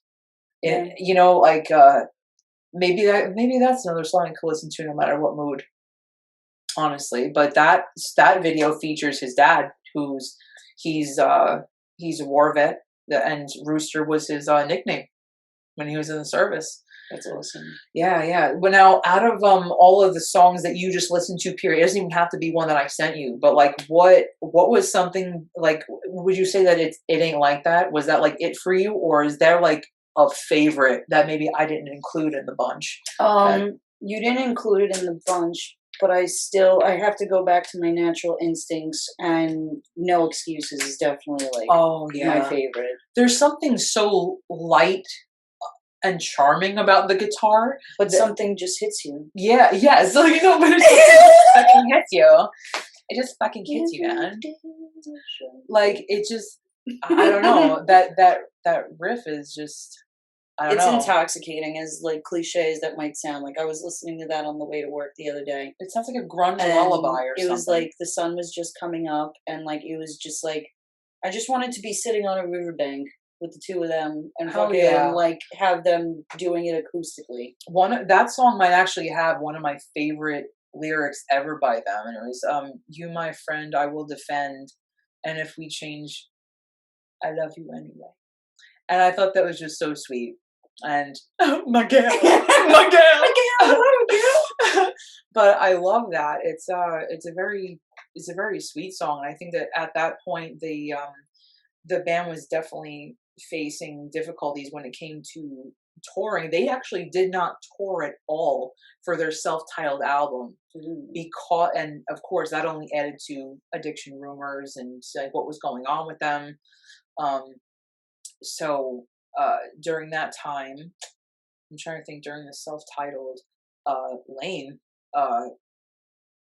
he joined Mad Season, or I don't know, co-founded Mad Season in '95. So it kind of was like around the same time-ish. But, you know, they dealt with a lot of issues at that point, and I think that they officially disbanded 96. I want to say 96. Yeah, that sounds right. Yeah. If we're going back to like the beginning, in between Facelift and Dirt, they released an EP purely because Sean Kenny had a dream that they made an EP titled Sap, and they were just like, okay, let's not mess with fate, let's go in there and do it, and it was a success. It was a big success. I want to say that when Jar of Flies, their other EP, drops, that's when I think that Nevermind was like at the top of the charts at that point. So they went instantly like up. Yeah. Like it wasn't, you know, the genre was already introduced and everyone knew it and loved it. So what they put out, it was like, it was no contest. Yeah. I can totally see that. Hell yeah. I know that, oh my God, there's just like so much shit about them. I'm like, it's a very heavy, like when I think about them, I think heavy timeline. Oh yeah. Because anything, again, in my opinion, after Lane, I don't listen to Alice in Chains. You saw that I saw them and you saw them as well without Lane. Yeah. Because I mean, yeah, that was Paul saw it with Lane. And I freaking, when he told me that, I was like, any other shows you've been to that I've always wanted to go to? Right? Like, he saw Rammstein in 99. He went to the Woodstock 99, which is, I was watching that shit, like, edited for TV on MTV. I think the best was his reaction when I asked him if he went to Woodstock 99 was... You were at Woodstock 99, and he looked at me and he said, well, you would have flipped out too if Gatorades were $12 a bottle. And I was like, oh, shit. Oh, like, shit. It's so freaking, it's crazy. Oh, but my like, God. What was your take on that? What? Like, yeah, I know you didn't get to obviously see Lane, and I know you feel like that the band kind of I'll be ended it, but honest. what was it like seeing Jerry? Well, seeing Jerry, I mean, I'll say that he is the heart of Alice in Chains, while Lane is very much the soul of it. Yeah. So, you know, seeing Jerry was incredible. I mean, but I have to be honest with you, like not half the time, but there was moments where I would close my eyes and just kind of imagine that I was like in the 90s and at So that concert. that's why you had your eyes closed half the time? I was like, I thought you were sleeping. Listen, this is no, yeah, I'm fucking sleeping and Alice in Chains. Give me a break. I was conserving my energy for Scott Weiland and Slash. That was so You know? good. Oh my God, it was so good. But, for me, it was like, yes, this is cool. But, I'm sorry. It's not there. It wasn't there. It wasn't. And that's no, offense to William or anyone that likes William's voice. It is William DeBall, right? Yeah. Sure. That's that guy. Sure it is. It's that guy. Whatever. The new guy. Whatever his name is. Oh my God. I know. I'm trying to be nice about it, but like, you know what?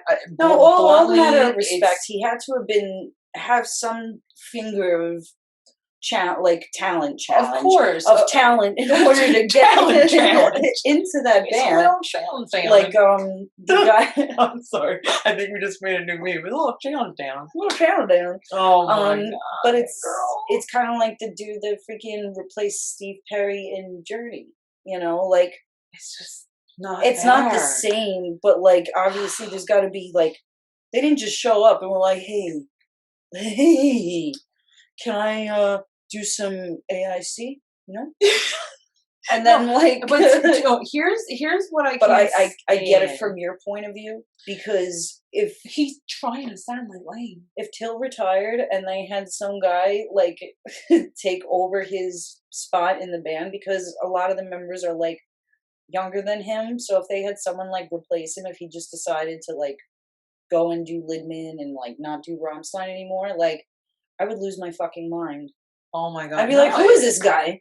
Who is he right now? What are you doing here? Like, I probably wouldn't say that to him, no disrespect, while he's on stage, but I would be thinking in the back of my mind, like, yeah, where's Till now? Excuse me. Where's Till? Yeah, like where'd he go? It's really hard for me to, to sit there, because they're not bad. They sound amazing live, but it just didn't hit for me the same way, because so many of those lyrics. Yes, I know Jerry wrote a lot, but those lyrics, when Lane sang them, you believed it and you felt his pain. And with William, it's just like, eh. You know what it reminds me of? Remember in Tenacious D and the Pick of Destiny when Jack Black and Kyle Gass, they separate for like 20 minutes? Dude, and I totally missed but you. Kyle Gass tries performing without Jack Black. Yes. That's literally what Alice in Chains reminds me of without Lane. Like, it's like, sorry. Like, I mean, not to say that it's bad, but it's just like, you're like, there's a huge chunk of that puzzle that's missing. No, it is. It really does feel like that. Like, I was trying to think of like something like fun. Did you know? Okay, I didn't watch Clerks. This is actually, I might, get a lot of hate for this, because everyone's like, wait, I didn't see Clerks. But I saw Clerks literally probably like 5 years ago. Sorry, I saw the Goonies like 5 years ago. Yo, it's fine. There are just some movies. We're not here to talk about movies. We're here to talk about music. We know more about music than we do movies, so go here. It's just but we're catching up. But in Clerks, the song off Sap that's my favorite is "Got Me Wrong." That was featured on there. So when Clerks came out in '94, it kind of resurged the popularity for Sap, and more people started going out and buying it. They were like, "Oh my God, what's this?" It's wild how that happens. It's like what all it takes is like a movie and being like, "Oh wow!" Like even with like Lords of Chaos. Like when was the last time somebody talked about Mayhem? A long fucking time. So the fact that like they came out, that book was written like a while ago about Mayhem. But that's what I mean. And then all of a sudden, like, here comes a movie talking about them, and all of a sudden it's just like They're popular again. Yeah. It's like freaking crazy. And like that dude just got out of jail like a year or two ago. You and know, he that Lords of Chaos was a fucking crazy he's movie. apparently like It was good. It was scary. he has like a family and he lives in like a white picket fence house, like in like some town in France, and is like not a metalhead anymore. Oh yeah, self-defense. How's your 20, what was it, 28 times? Yeah, he stabbed, People are ridiculous. Stabbed him. I almost said Rory Culkin, because Rory Culkin plays, oh my god, what's his name? Euronymous. Rory Culkin plays Euronymous in the movie. Fuck that other guy. He could be in the best movie after that, and like, just the fact that I know him as the guy that killed Rory, aka Euronymous. Yeah. You know who else was in that movie? Jack Gilman. Besides him. He played Dead, and he played Dead, like the guy, Dead, very well. Let's be real, this guy was the star of the movie, even though he wasn't. He was still the star in our eyes. Valter. I know, I was waiting for you to say it in that tone. He had probably the most intense scene, though. Valter, or Walter, in normal speak, Yeah. Walter Skarsgård, but he's still Valter. But Valter, Brother Skarsgård, he is the youngest Skarsgård in that movie. Damn. That's so weird. I feel like they're all like the size of redwood trees. So to say that, like, oh, you're the youngest, like, oh, I don't know, he's like 7 feet tall or something. I know, he's such Swedish blood in there. Thank God. I was just thinking of like the lasting impact like bands like that and like Alice can have on, like, you know, just so many generations afterwards. You know, like that a movie about them is about Mayhem's being made, you know, what was it, last year, right? Yeah. Like 2 years ago, something like that. And, you know, there are still a lot of bands that take inspiration from Alice, but, you know, it's just nothing can quite hit. I wish that grunge would come back, but I feel like that's just not where music is nowadays. I feel like mainly people are doing the auto-tune thing and just, I don't know. There was something very gritty about their sound. And I know that, and I just remembered it was definitely 96 when they last recorded that, because that was the year that Lane's girlfriend and soulmate Demery, she died of an overdose. And I think that after that, Lane just, he just became a recluse. And I mean, he had issues of his own at the time. So of course the untimely death of his love of his life was going to ultimately, you know, get him there. But I'm very happy that they got to do an unplugged show. So hands down, that's one of the top like 5 best unplugged sessions that absolutely. MTV has ever had, whether they admit it or not. Like, yo, fun fact about that, Lane, because Lane dyed his hair pink, the guy that like ran the show and did like the stage setup, he had to change the background so Lane Lane wouldn't like fade into it. Yeah, that's amazing. So it looked like he had like no hair. Yeah, pretty much. So, you know, they had to change it up so you would be able to see the pink hair. The battery was exhausted. The battery? What do you mean the battery's dead? It had to go sleeping. This should be something on like bloopers, Babs bloopers. Babs bloopers. That sounds so wrong. I know. Babs bloopers. It really does. I was just trying to, you know, show Lane some love and then just power down. That was the most intense like camera dying experience ever. It just came up on the screen, battery exhausted, and then the camera just shut off. Like, I've never seen a camera that said battery exhausted. Yeah, you know what though? You know what? I can talk about Lane forever, but I won't, because I really want to get into your pick of the week because I'm super excited about it. I just like want to say like Alice in Chains being one of my top favorites. You almost thought I said Alice. I almost thought you said my pick, and Alice, like, wait. No, just Alice in Chains has been one of my favorites for nearly 2 decades, and their music has a lasting impact on the industry, and I think that it just it lends some soul to the genre, and I just am very happy that Val introduced me. And I think that Lane's legacy, I think, I'm trying to think of like one of his like famous quotes. He was like, "My legacy is not my bad habits. No, my title is not my bad habits. My title is my strength and my talent." And I think that was beautifully put. So How you put it or how he put it? that's how he put it. Okay, he said it himself. Because I think it was beautifully put on both ends. Oh well, thanks. Not to toot your horn, but like Toot toot. the way you just like, and then you're gonna come in with me, and I'm like, no, it's listen. my pick of the week. No, but your pick of the week is a legend in his own right. Okay, Alice Cooper, grandfather of metal. I'm sorry, like, And shock rock too. would you say like, because when I think Alice Cooper, like they're in the same boat as Maybe as different Ozzy. destinations, but definitely on the same boat. Yeah, like they're both same like, same library, not the same aisle. I think Alice was more about his shock value, and that's like how it always started. When he was growing up, when he was in high school, he was part of an all-star track team, and he had a band too in high school, and they were called the Earwigs, and they were a Beatles like spoof band. They took all like really popular Beatles songs and they made them into like sports themed like songs, and people like loved it, and they ended up becoming the Spiders after that and went to Hollywood. And it was so funny because Alice started dating a girl that lived in California that was really close friends with Frank Zappa. And she was like, I got to get Frank Zappa to hear you guys because you guys are just so different and interesting from like, even like Ozzy was around at that point. But as much as I love Black Sabbath, they didn't have a lot of shock value at that point. They did, but I mean, Alice would come out like, I remember watching an interview with him and he was saying like, he still like does, but he used to like pretend to hang himself on stage. And there was a rope around his neck and also a piano wire.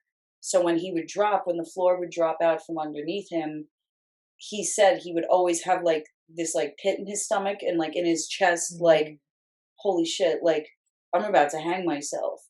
Just like out of like mental, like thinking that, but at the same time, he like knew he wasn't going to die. So he's like, I would drop and all of a sudden I would just be like, whoa, okay, good. But I wonder if that went through his head like every time he it did. did. And there was one time that crazy. The string broke and he actually was like hanging, and they actually like came and like got him down in time and everything. Luckily he didn't like break his neck because he could have broken his neck like doing that. And they put new piano string for like the next show, and it was like twice the original like thickness that it was. Oh my god, that is so scary. Like what? But no one was doing that at that point, and I think like that's what made him so interesting and still makes him so interesting is there's so many people we love and adore now that try so hard to put that shock value into their music. And for his time, like in the early 70s, they didn't have like bands going around like doing crazy shit like that, like pretending to decapitate himself, like putting his head in a guillotine. That guillotine blade comes down like 4 inches from his face every single night. And he's like in his mid to late 60s now, I believe.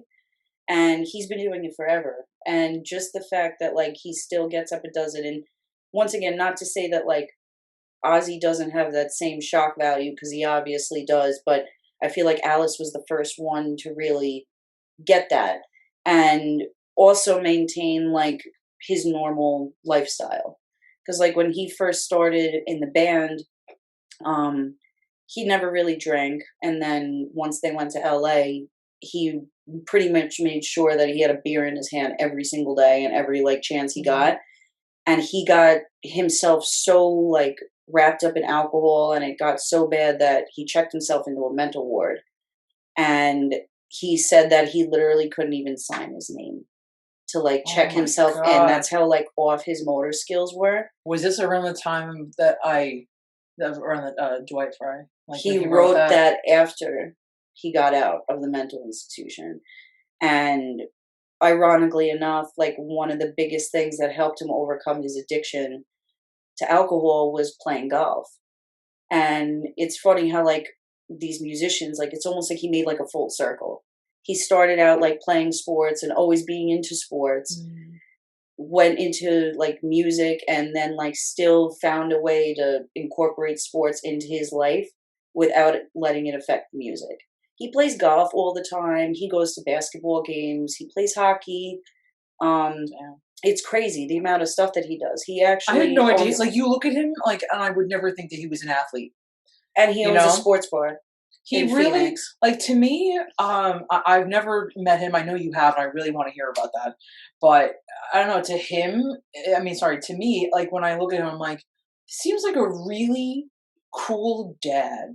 He And I definitely know that, is. like a super cool dad because his I don't know, you know, he's got the whole thing with the makeup and like the but who he is as a person from what you've told me just sounds like he's very caring and very like very chill and kind of I think maybe because he has kids of his own at the time when you guys met, I don't know, just kind of kept him a little in tune with I feel like even though he's still like a badass and has dark lyrics, I feel like there's like a totally different person like underneath that. Because one of the fun facts that I learned about, I had no idea. He actually owns the letter O in the Hollywood sign what? because there was the 75th anniversary of the sign, and the sign was falling off the mountain or like the hill, whatever you want to call it, be politically correct. Yeah. It was falling off the side of the hill, and he went to the mayor of LA and he said, "How much is it per letter?" And Mhm. they said $27,000 per letter. Oh, So shit. he bought the letter O, and he actually bought it for his good friend that had just passed away, Groucho Marx. Shut up. So he bought the letter O and he That's said, "This is for my crazy. best friend Groucho." And right away after that, like all these big timers in Hollywood started buying letters. They were like, "Oh, Mm. Alice Cooper did it, like for Groucho Marx. Like Yeah, I so have to do it." they Like, started the trend. That's really cool. and he said, like this was like a recent interview I like heard that in. He was like, "And I still own it." So I was like, "Good for you, dude." Like I would say the same thing. Like to the day I die, I'd be like, "That's my O." Oh my god. That's it. Like Out of well, what was the first song that you heard? Because I know that you grew up in your household. It was played all the time. Your mom loved him. she loved him, like how So I love for people listening who know me well enough, like how I love Nikki Sixx and Twiggy, like now Till has been added to that list.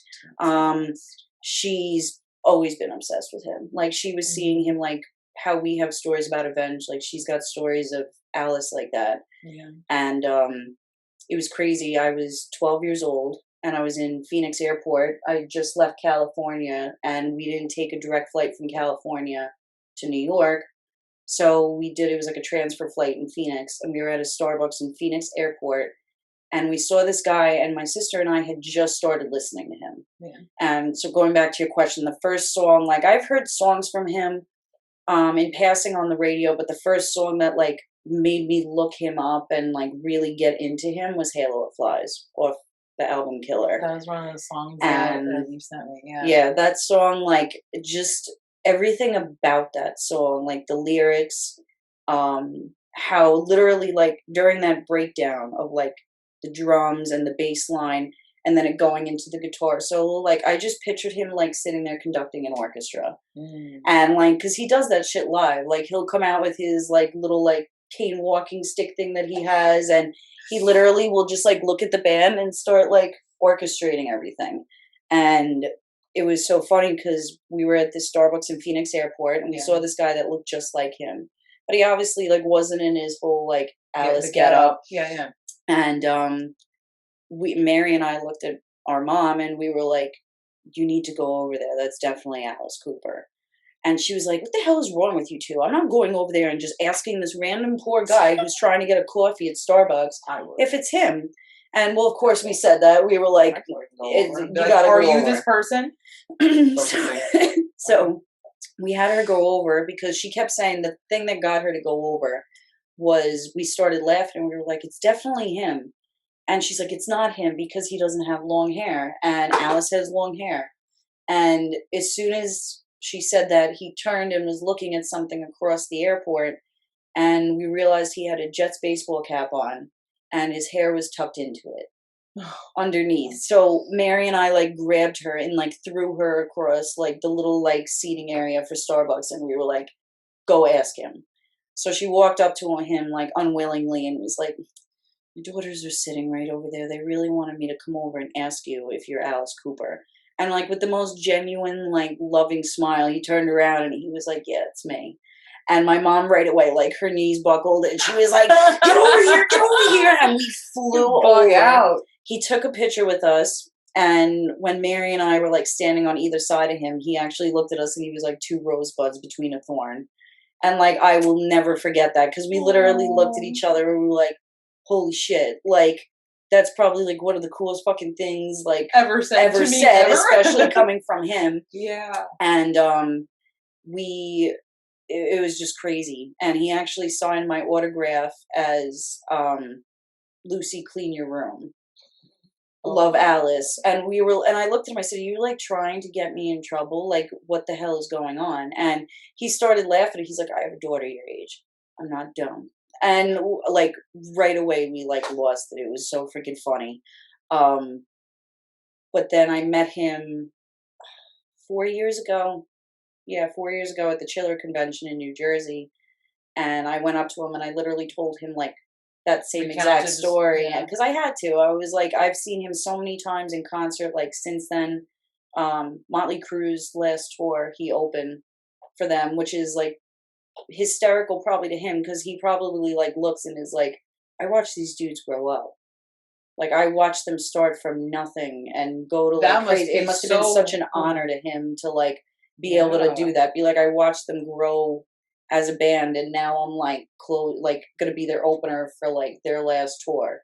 And when I met Nikki Sixx years ago, I actually like said to him, he was like, you could cry in front of me. It's just me. And I said, I'm scared I'm going to look like Alice Cooper. Like, if I start crying, all my makeup's going to start running. And then all of a sudden, he's the opener for their final tour. And I was like, that's so not funny. That must have been such an amazing concert. Too. So good. And the great part about Alice. What a sweet lineup. Well, you know what's so great about Alice is that he does, I feel like he comes out with albums as an excuse to tour and play his old shit. And I love that so much because he'll play new stuff when you see him, but for the most part, he does old stuff. And I love that. I think you were telling me that before because when you sent me a couple of songs, I mean, immediately Dwight Fry, like that stood out to me. And then I held off on like two of them. And then actually on my way here, I'm like, yeah, I'm going to give these a listen. And one of them was Sex, Death, and Money, right? Yeah, Sex, Death, and Money. And when that song started, I was like, oh, like I love the other songs, but like this is what I was waiting for. Like it just really hit, and like you can see, I don't know what year that album came out, but for some reason, 2003, maybe 2004. For some reason, I was just like 9 Inch Nails vibes. Yeah, you know, like that's how it hit for me. But I think that when I had brought that up, that song to you, didn't you say he toured? When that album came out, but like played nothing from that. And if he did, it wasn't a song that like I cared for off that album because that song, Sex, Death, and Money, Dragontown, Trigger Man, those were like my top 3 songs on that album, and I don't recall him doing any of those 3, but it still was incredible because he did $1 Billion Babies, he did School's Out, he did I'm 18, like all these like classic Alice jams. Yes. You know, Alice. And I have to say, I listened to the songs like on Spotify, but it wasn't until I feel like he's better experienced live for me. Like, I don't know. And I've never seen him live. What I mean is by going on YouTube and watching the live performances. He's very visual. He's very, like, such a showman. And I think that, I was like, I need to see if there's a video, like a music video for Ballad of Dwight Fry. And I went on there and it opens up and he's in a straitjacket, like on stage. And what was the name of that special? It was Alice Cooper, I think Trash is the World. Alice Cooper, Trash is the World. and it opens up. He's in a straitjacket, and that song was, and I guess in my wanting to learn more about him, that was what he then you told me he wrote after he got out of rehab, and he knocked the E off of Fry because there was an actor by the name of Dwight Fry that was in horror movies at the time. I think he just wanted to avoid a lawsuit or something. Probably. But and he was the first yeah. one that introduced horror into rock, technically. Yeah. I mean, Vincent Price in the Black Widow video. Yeah. And that was off, like, Welcome to My Nightmare was his first album that he did as Alice Cooper. And it was funny because going back, it's funny, like, you were talking about, like, bands before and how, like, they, like, changed, like, how Alice in Chains changed their name and, like, played around with the title a little bit. And with him, when they went to Hollywood, they were called, originally they were the Earwigs, then they were called the Spiders. And then they said, let's do something totally different, like, as far as band name. Mm-hmm. And, like, we don't want our band name to match what we sound like at all. So they came up with Alice Cooper because they figured Alice Cooper sounded like a sweet little innocent girl that lived next door. And people would automatically assume, like, oh, Alice Cooper, like, it's got to be, like, a nice, fun-loving family band. And then they listen to it, and it's not. And I love when bands do that, just for songs, even like in movies. I love when they do that, like when something horrifying is happening, but then there's like a really like kind of there's a song on that could deeply contrast like what you're watching. I guess like the first scene I thought of was like in House of a Thousand Corpses. You know, they're chopping up people, but Midnight Rider is playing like while they do it, like, you know, just that kind of. Well, talking about Rob Zombie real quick, he is a diehard Alice Cooper fan. I can see that. Like, Alice has written like excerpts and stuff like that in Rob Zombie's like little booklets, like the CD booklets for like his albums and stuff like that. That like, does not surprise me. It doesn't. I guess maybe because you're saying like you said that Alice introduced, you know, horror into his, you know, the genre and his music, and then Rob Zombie, who's obviously a writer and director of movies as well as an amazing artist. So I'm sure Rob like grew up listening to him and like seeing that like shock value that he had and like all like the horror effects and like imagery going along with his music that just made it like so much more intense. And it's crazy because like at the end of the day he does all that, but he's such a normal guy. He is and he isn't. Like, I remember there was an interview he was talking about, there was, I forget her name, there was a woman in England and she was a board of like this, like, board of directors for this like group that pretty much it was like Catholic mothers against like rock music. Mm-hmm. And she did everything in her power to make it so like they wouldn't be played in Europe. And because of that, it made record sales skyrocket. And when he found that out, that like because of her saying that, like the album skyrocketed and they sold out like shows instantly in like London and, you know, all the surrounding areas, he sent her flowers and chocolates. That is so sweet. That's so sweet. It's sweet, but at the same time, it's so funny because he probably just looked and was like, hey, thanks for making me so popular. Yeah. And she was like, no, but this bastard. She probably like flipped out in the back of her mind. I think I probably said that the wrong tone of voice because I was thinking in my head, I'm like, that's sweet. You know, because it's a sweet gesture, and I don't know. I feel like people. No, it's still sweet. It's he's just goes a gentleman. to show. He handles it like a gentleman. Exactly. I was going to say, it just goes to show he's genuine. Like, even if the message was, "Oh, thanks for making me popular, bitch," like he didn't actually come out and say that. He was just like, "I appreciate the press. I appreciate you. There is no such thing as bad press." But it's just with him. He's always had like an effect on me because I don't even like know how to really explain it. I feel like someone like him, I always was intrigued by his lyrics, especially listening to half his songs and being like, wow, that song is intense. And then my mom turning around and being like, wow, so this song is actually about like this, like Desperado in particular sticks out.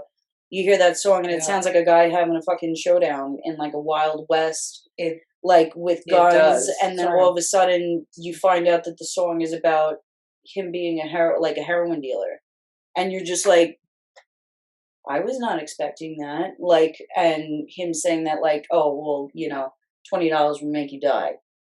Like, it's like, holy shit. Like, you never, like, were to, like, think that, but he always had a way of doing that. Like, Only Women Bleed is about, like, domestic abuse Yeah, and domestic when violence. you Like, told me that, I mean, that was really surprising. I don't know, just surprising in general to me because shocking without being cliche and corny. yeah, It was shocking because it's like, I think that he not only showed us what shock rock is, but he also like demonstrated it in like lyrics too and in music. I think a lot of people looked and were like, oh, Alice Cooper, it's gonna be like not like poppy band, like, but probably like the Carpenters and like Donnie and Marie and shit that was popular around that time. And then he gets on stage in women's makeup and a sword and a chimpanzee on rollerblades. that's me right now. Literally, like I would hang out with that guy. And Yo, I would hang out with that guy. Meeting with him in 2016 was awesome because after telling him that story, he looked at me and he was like, wow, what was that, like 3 years ago? And I started laughing and I was like, try like 17 years ago. And he was like, holy shit, you're making me feel so fucking Like, old I'm right a whole now. ass adult right now. Yeah. Alice. He Oh was my like God. blown away. He was like, holy shit, like I'm old. And I was like, no. I said, you still fucking got it. Like, what a fucking cool, down to earth dude. He asked me and Mary who we preferred, Backstreet Boys or NSYNC.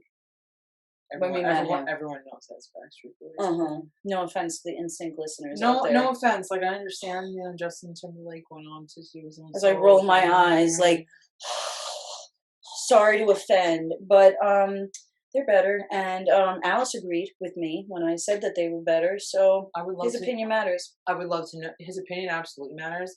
I would have loved to have heard what he said between like Britney and Christina. It was always fucking Britney. Yeah. It was always Britney for me. I agree. I remember, when she did the like whatever happened to her. Like there's a lot. Everyone knows what happened to Britney. We don't have to get into it.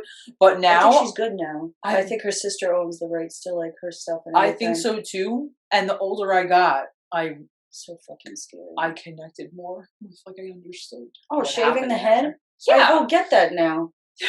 I totally get that. After like shaving my head for like the past like 2 years, not that you'd be able to tell because I have a wig on, but I do shave the sides of my head. I haven't in a couple months, but when I was doing that like religiously, there's just such a feeling that you get. And even though it was like a touch-up thing that I'd be doing, like just shaving the sides of my head, there was just like a feeling of like empowerment doing it. Yeah. Because I was like, normally people would look at this and be like, wow, you're a girl. Like, why are you shaving your head? Because I fucking want to. I fucking want to. You can shave because your I want head to. I can do whatever the hell I want, like with my hair, and that doesn't like change who I am as a person, and whatever. But there's just a feeling of like saying fuck it to the world and just being like, I'm gonna shave my fucking head, and I'm sure that was going through her head when she did it. You know, so like I feel like that's just like with Alice with the makeup. I was just gonna say that's an example. I was gonna round it about to that. Yeah, for sure. Round it about. What the hell? I'm going to round that about.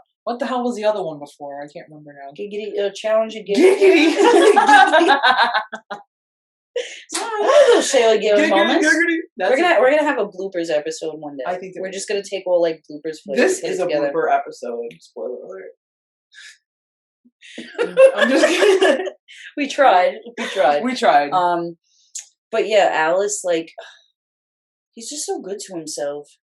He's Sammy Carey. When I met him when I was younger, he actually, after we like took the picture with him and like got like, you know, stuff signed in Phoenix Airport, he was on our plane going to New York. And I remember just being a kid and like looking at my mom and be like, there's a carpet bag underneath his seat. If I tap it with my foot, do you think it'll move? Is it a snake? And she's like, I'm gonna fucking kill you if you like do that. And like I was touching up my makeup. Yeah, 12, 13 years old, and I'm touching up makeup on the plane. And I'm like, you think I could give Alice my makeup palette? Do you think he'd like want to use it? My mom's like, I doubt it. But I Sit doubt down. Alice Cooper wants your fucking Maybelline Matte Mousse, Dream Matte Mousse. No, that came out so much later. It was even like earlier. It was like one of those garbage palettes from like CVS or Walgreens that doesn't even have a fucking name on it. Garbage palette. I say garbage palette because it was like by CVS. It didn't even have the name of the the palette on it. There was no ingredients on the back. Like it was one of those shades as no pigment or all asbestos. shine. Shade glycerine. Like it was like love that Joker palette. Love that Joker. That's literally what it like could have been like. Did I sound like a chipmunk just then? Was that right? Was that on point? I guess we'll find out in the aftermath. Should we put it in the bloopers? We can. We can. We can. What? But it's not even going to that one. Alice freaking to like sum him up and like leave a closing thought on Alice. Like he will always have a special place in my heart. Always. Like between his music and him as a person, like I just see him and most people look and they're like, huh, oh Alice, you know, he's an interesting character and he might be a little creepy at times or whatever because of like what he does. I get a warm fuzzy feeling when I see Alice. Like I just feel like putting aside the fact that like I met him, like it sounds dumb, but I feel like have an off-putting vibe, and I don't know. I don't know him. I don't know if it says something about like my taste, or I don't know what that says. But I never had an off-putting vibe watching. Oh, his I'm shit. talking about like the Karens out there that have like an off-putting taste or whatever. But fuck you, Karens. Listen. He just gives me warm fuzzy feelings inside, and I feel like I know a lot of people that would agree to that because of who he is and like just seeing how he is in interviews and. Even on stage, he's like, yeah, he was a bad drinker, but like he's still like a dad at the end of the day. He freaking, my mom saw him in concert like a while ago and he was sitting there and he was like, all right, really need to smoke right now. Like, does anybody have anything to like throw up on stage for me? And everyone threw their shit on stage. It was literally like a 5-foot pile. Yeah. And he said, security, take it away. And they had the security team come out and confiscate it. And everyone was like screaming and cursing. And he simply looked and said, I don't want this shit at my show. Very interesting. Because, see, like, that's what I mean by he's he's a dad. But, like, he's also really cool at the same time. So, I think he didn't want it to be a Grateful Dead show in his defense. Yeah. As much as, I can see that. I get why people smoke at shows and, like, you know, they want to do whatever. I get that. But at the same time, like, he probably just didn't want people to be in that state of mind.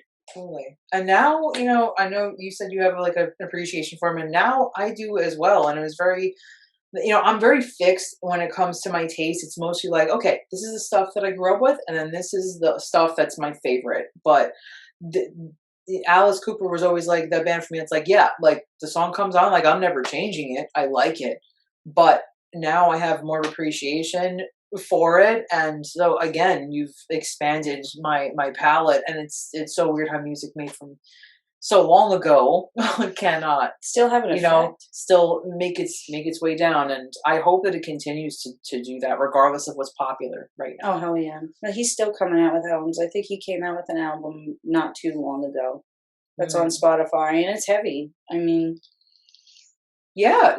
He's doing the fucking same old song and dance, and I fucking love that about him, because I feel like as much as like maybe some albums sounded different from others, he really hasn't changed who he is since he started. He kind of evolved with the times, and he did. And that we wanted to make like mention of, because we actually we did a poll asking people, you know, what's your favorite A band? And the first thing that came up when you were talking about his versatility, Alice's versatility, was someone had submitted AFI, and I listened to some of their songs, you know, after you told me, like, you know, because again, they were a band that I never turn off, but I didn't really know well enough. They kind of evolved with the times too. Wholeheartedly. And it's funny because Davey, you asked Davey what album was the album that set the tone for AFI. Mm-hmm. And he says the Blood album, which I find like really interesting, because that was, I want to say it was their most recent album, but I know they've come out with like singles since then. But for me, that was like the last full album that like I downloaded and like really listened to. And that was recent. That was like 2017. And like as much as I love that album, and it's incredible. Yeah. It's totally different from like you hear their first album and then going into, you know, their most recent album, and you look and you're like, wow, it's, unless you know Davey, like, and know their style and know his voice, somebody could easily say it's two different bands. Oh, absolutely. Easily. Actually, when I listened to Fall Children, I was like, oh, this actually kind of has, I don't know if you ever heard the song Jaded by Green Day. Yeah.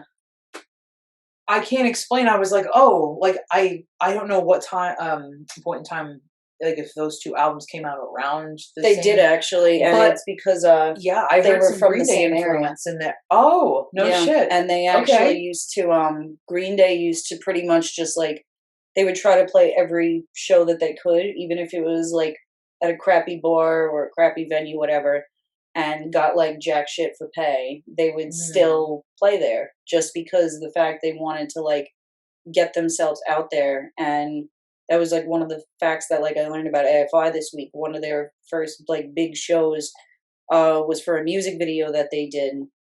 And it was so funny because they said they advertised it as a music video, and like the kids in that town freaked and were like, oh, that's really cool.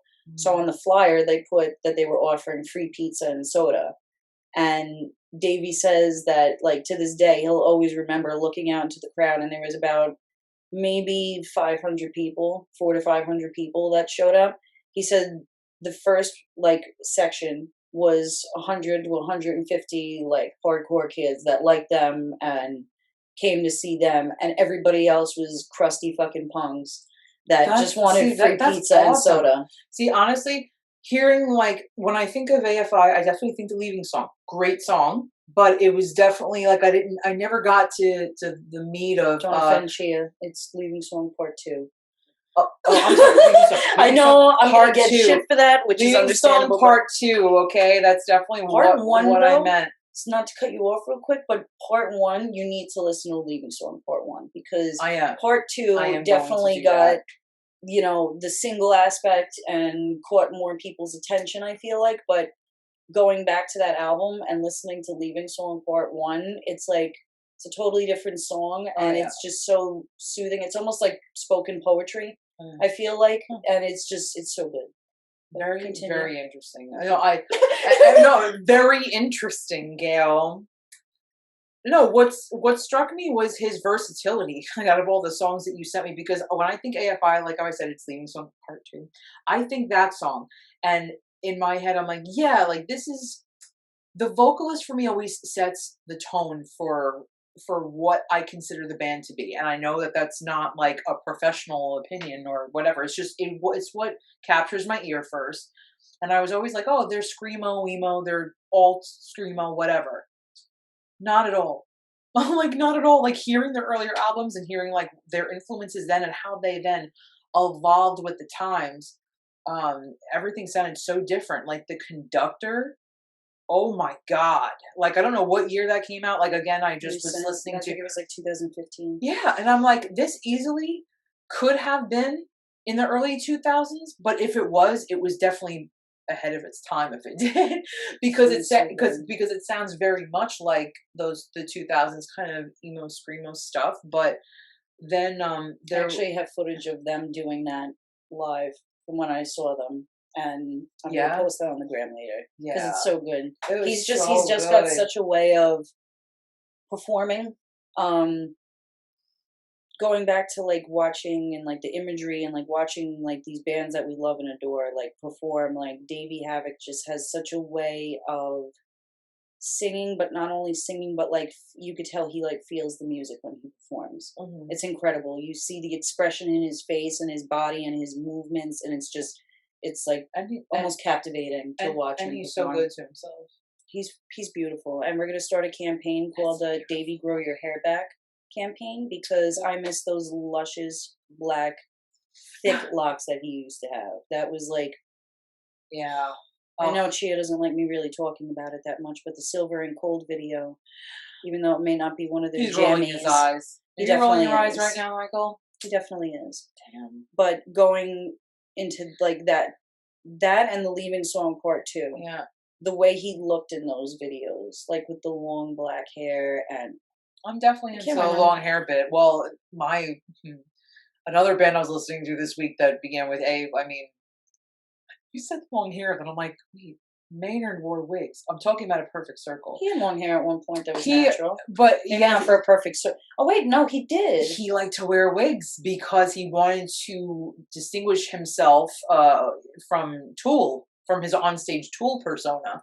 So it's so weird how they're both early 2000s, yet they just sound two incredibly different bands. I mean, you want to talk about a distinctive voice.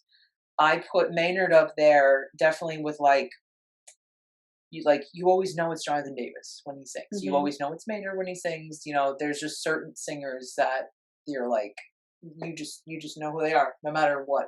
Yeah. And I did not know that Maynard was in the army. I didn't know he was in the army. That's wild to think about. It's because you look at him and you're like, what a super, like, oh my God, he's like a super genius, creative, like, machine. You know, he does Tool and then Perfect Circle and Pussifer. And now I learned that watching the episode of Maynard with Joe Rogan, Pussifer has its own beer and like Coolidge and all this stuff. I'm like, what? Like Joe Rogan was like, yeah, man, you're a workaholic, and I'd have to agree. But I think that anybody who is creative always kind of looks to expand on like, what can I do next? But Maynard's always been kind of like an enigma for me because I feel like he's so hard to like pin personality wise. You feel like you can't get a feel for him. No, and that's why I suggested those Joe Rogan episode interviews because I feel like out of all the interviews and appearances I have seen Maynard do, I feel like Joe Rogan is the only one that could really like crack that shell, that Maynard shell. No, he knows absolutely him. And I think that helps his like interviewing process definitely when it comes to like especially someone like Maynard, because I feel like Maynard, if anybody else asked him for an interview, he'd be like, no. But I think with Joe, I think it just comes off so naturally to him. It came off he seemed just very relaxed. It's like he's talking to his friend and there happens to be a camera there. Just like you and me right now. Yeah, pretty much. That's us right now. Even though the battery was exhausted. The battery's dead. Not going to go into that. Thanks, Sony, for your exhausted battery. Thanks a lot. But with that being said, we do want to thank everybody for sending in your A bands and your B bands. We're going to go into B next week. Oh, yeah. Which is going to be exciting. We're not going to give any spoiler alerts on who we're talking about, but no, maybe on the gram. I also just one more thing about APC. Murder Moms is in my top 5 favorite albums of all time. I would have to agree with you on that. Yeah, and I think that's like one of the few bands. Not one of the few bands. I can't say that because there's a lot of bands that we both like. Murder Moms is but as far as like an album to say like it's our like one of our top 5 like favorites, I think we have to agree with you on that. And I think we have the same song too, which is The Hollow. Yeah, I love that song. When you sent me that on your list of APC songs, like it brought up so many memories. I was just like, I remember the first time hearing that and just being like totally blown away. Oh yeah, and thank you, Fabio, because if it wasn't, I mean, I'm sure I would have found them eventually with our but still like But I remember the first song I heard by them was Magdalena. And I was like, what is this? You know, so good. I was just so like entranced. And then I listened to that album so many damn times. I walked to school with it on my disc. I think we're going to listen to it on the way out. I think that we are. I think that we should. Because we're good like that. Okay, guys. What were you saying before? Okay, guys. Okay, guys. But thank you for sending in all your A bands. Thank you for sending in B bands too. If you want to send us bands and you don't see a poll up, if you missed it for whatever reason, you could always still send us like suggestions you may have. Yo, Coco's suggestion. American Head Charge. Yeah, fucking love them. I don't even know what to classify them as because it's like it's just good to itself music. It's just good to itself music. Like I heard that song and I was like, oh. okay, like I've been missing out on something. So And that's why we want you guys to like send in suggestions, because even though we may not like spend a lot of time talking about that band, like this week, it's still, that's not to say we're not gonna not listen to them. Because We have, and we not have. only We're just that, picking our faves. but we're also going to talk more about these bands the next episode.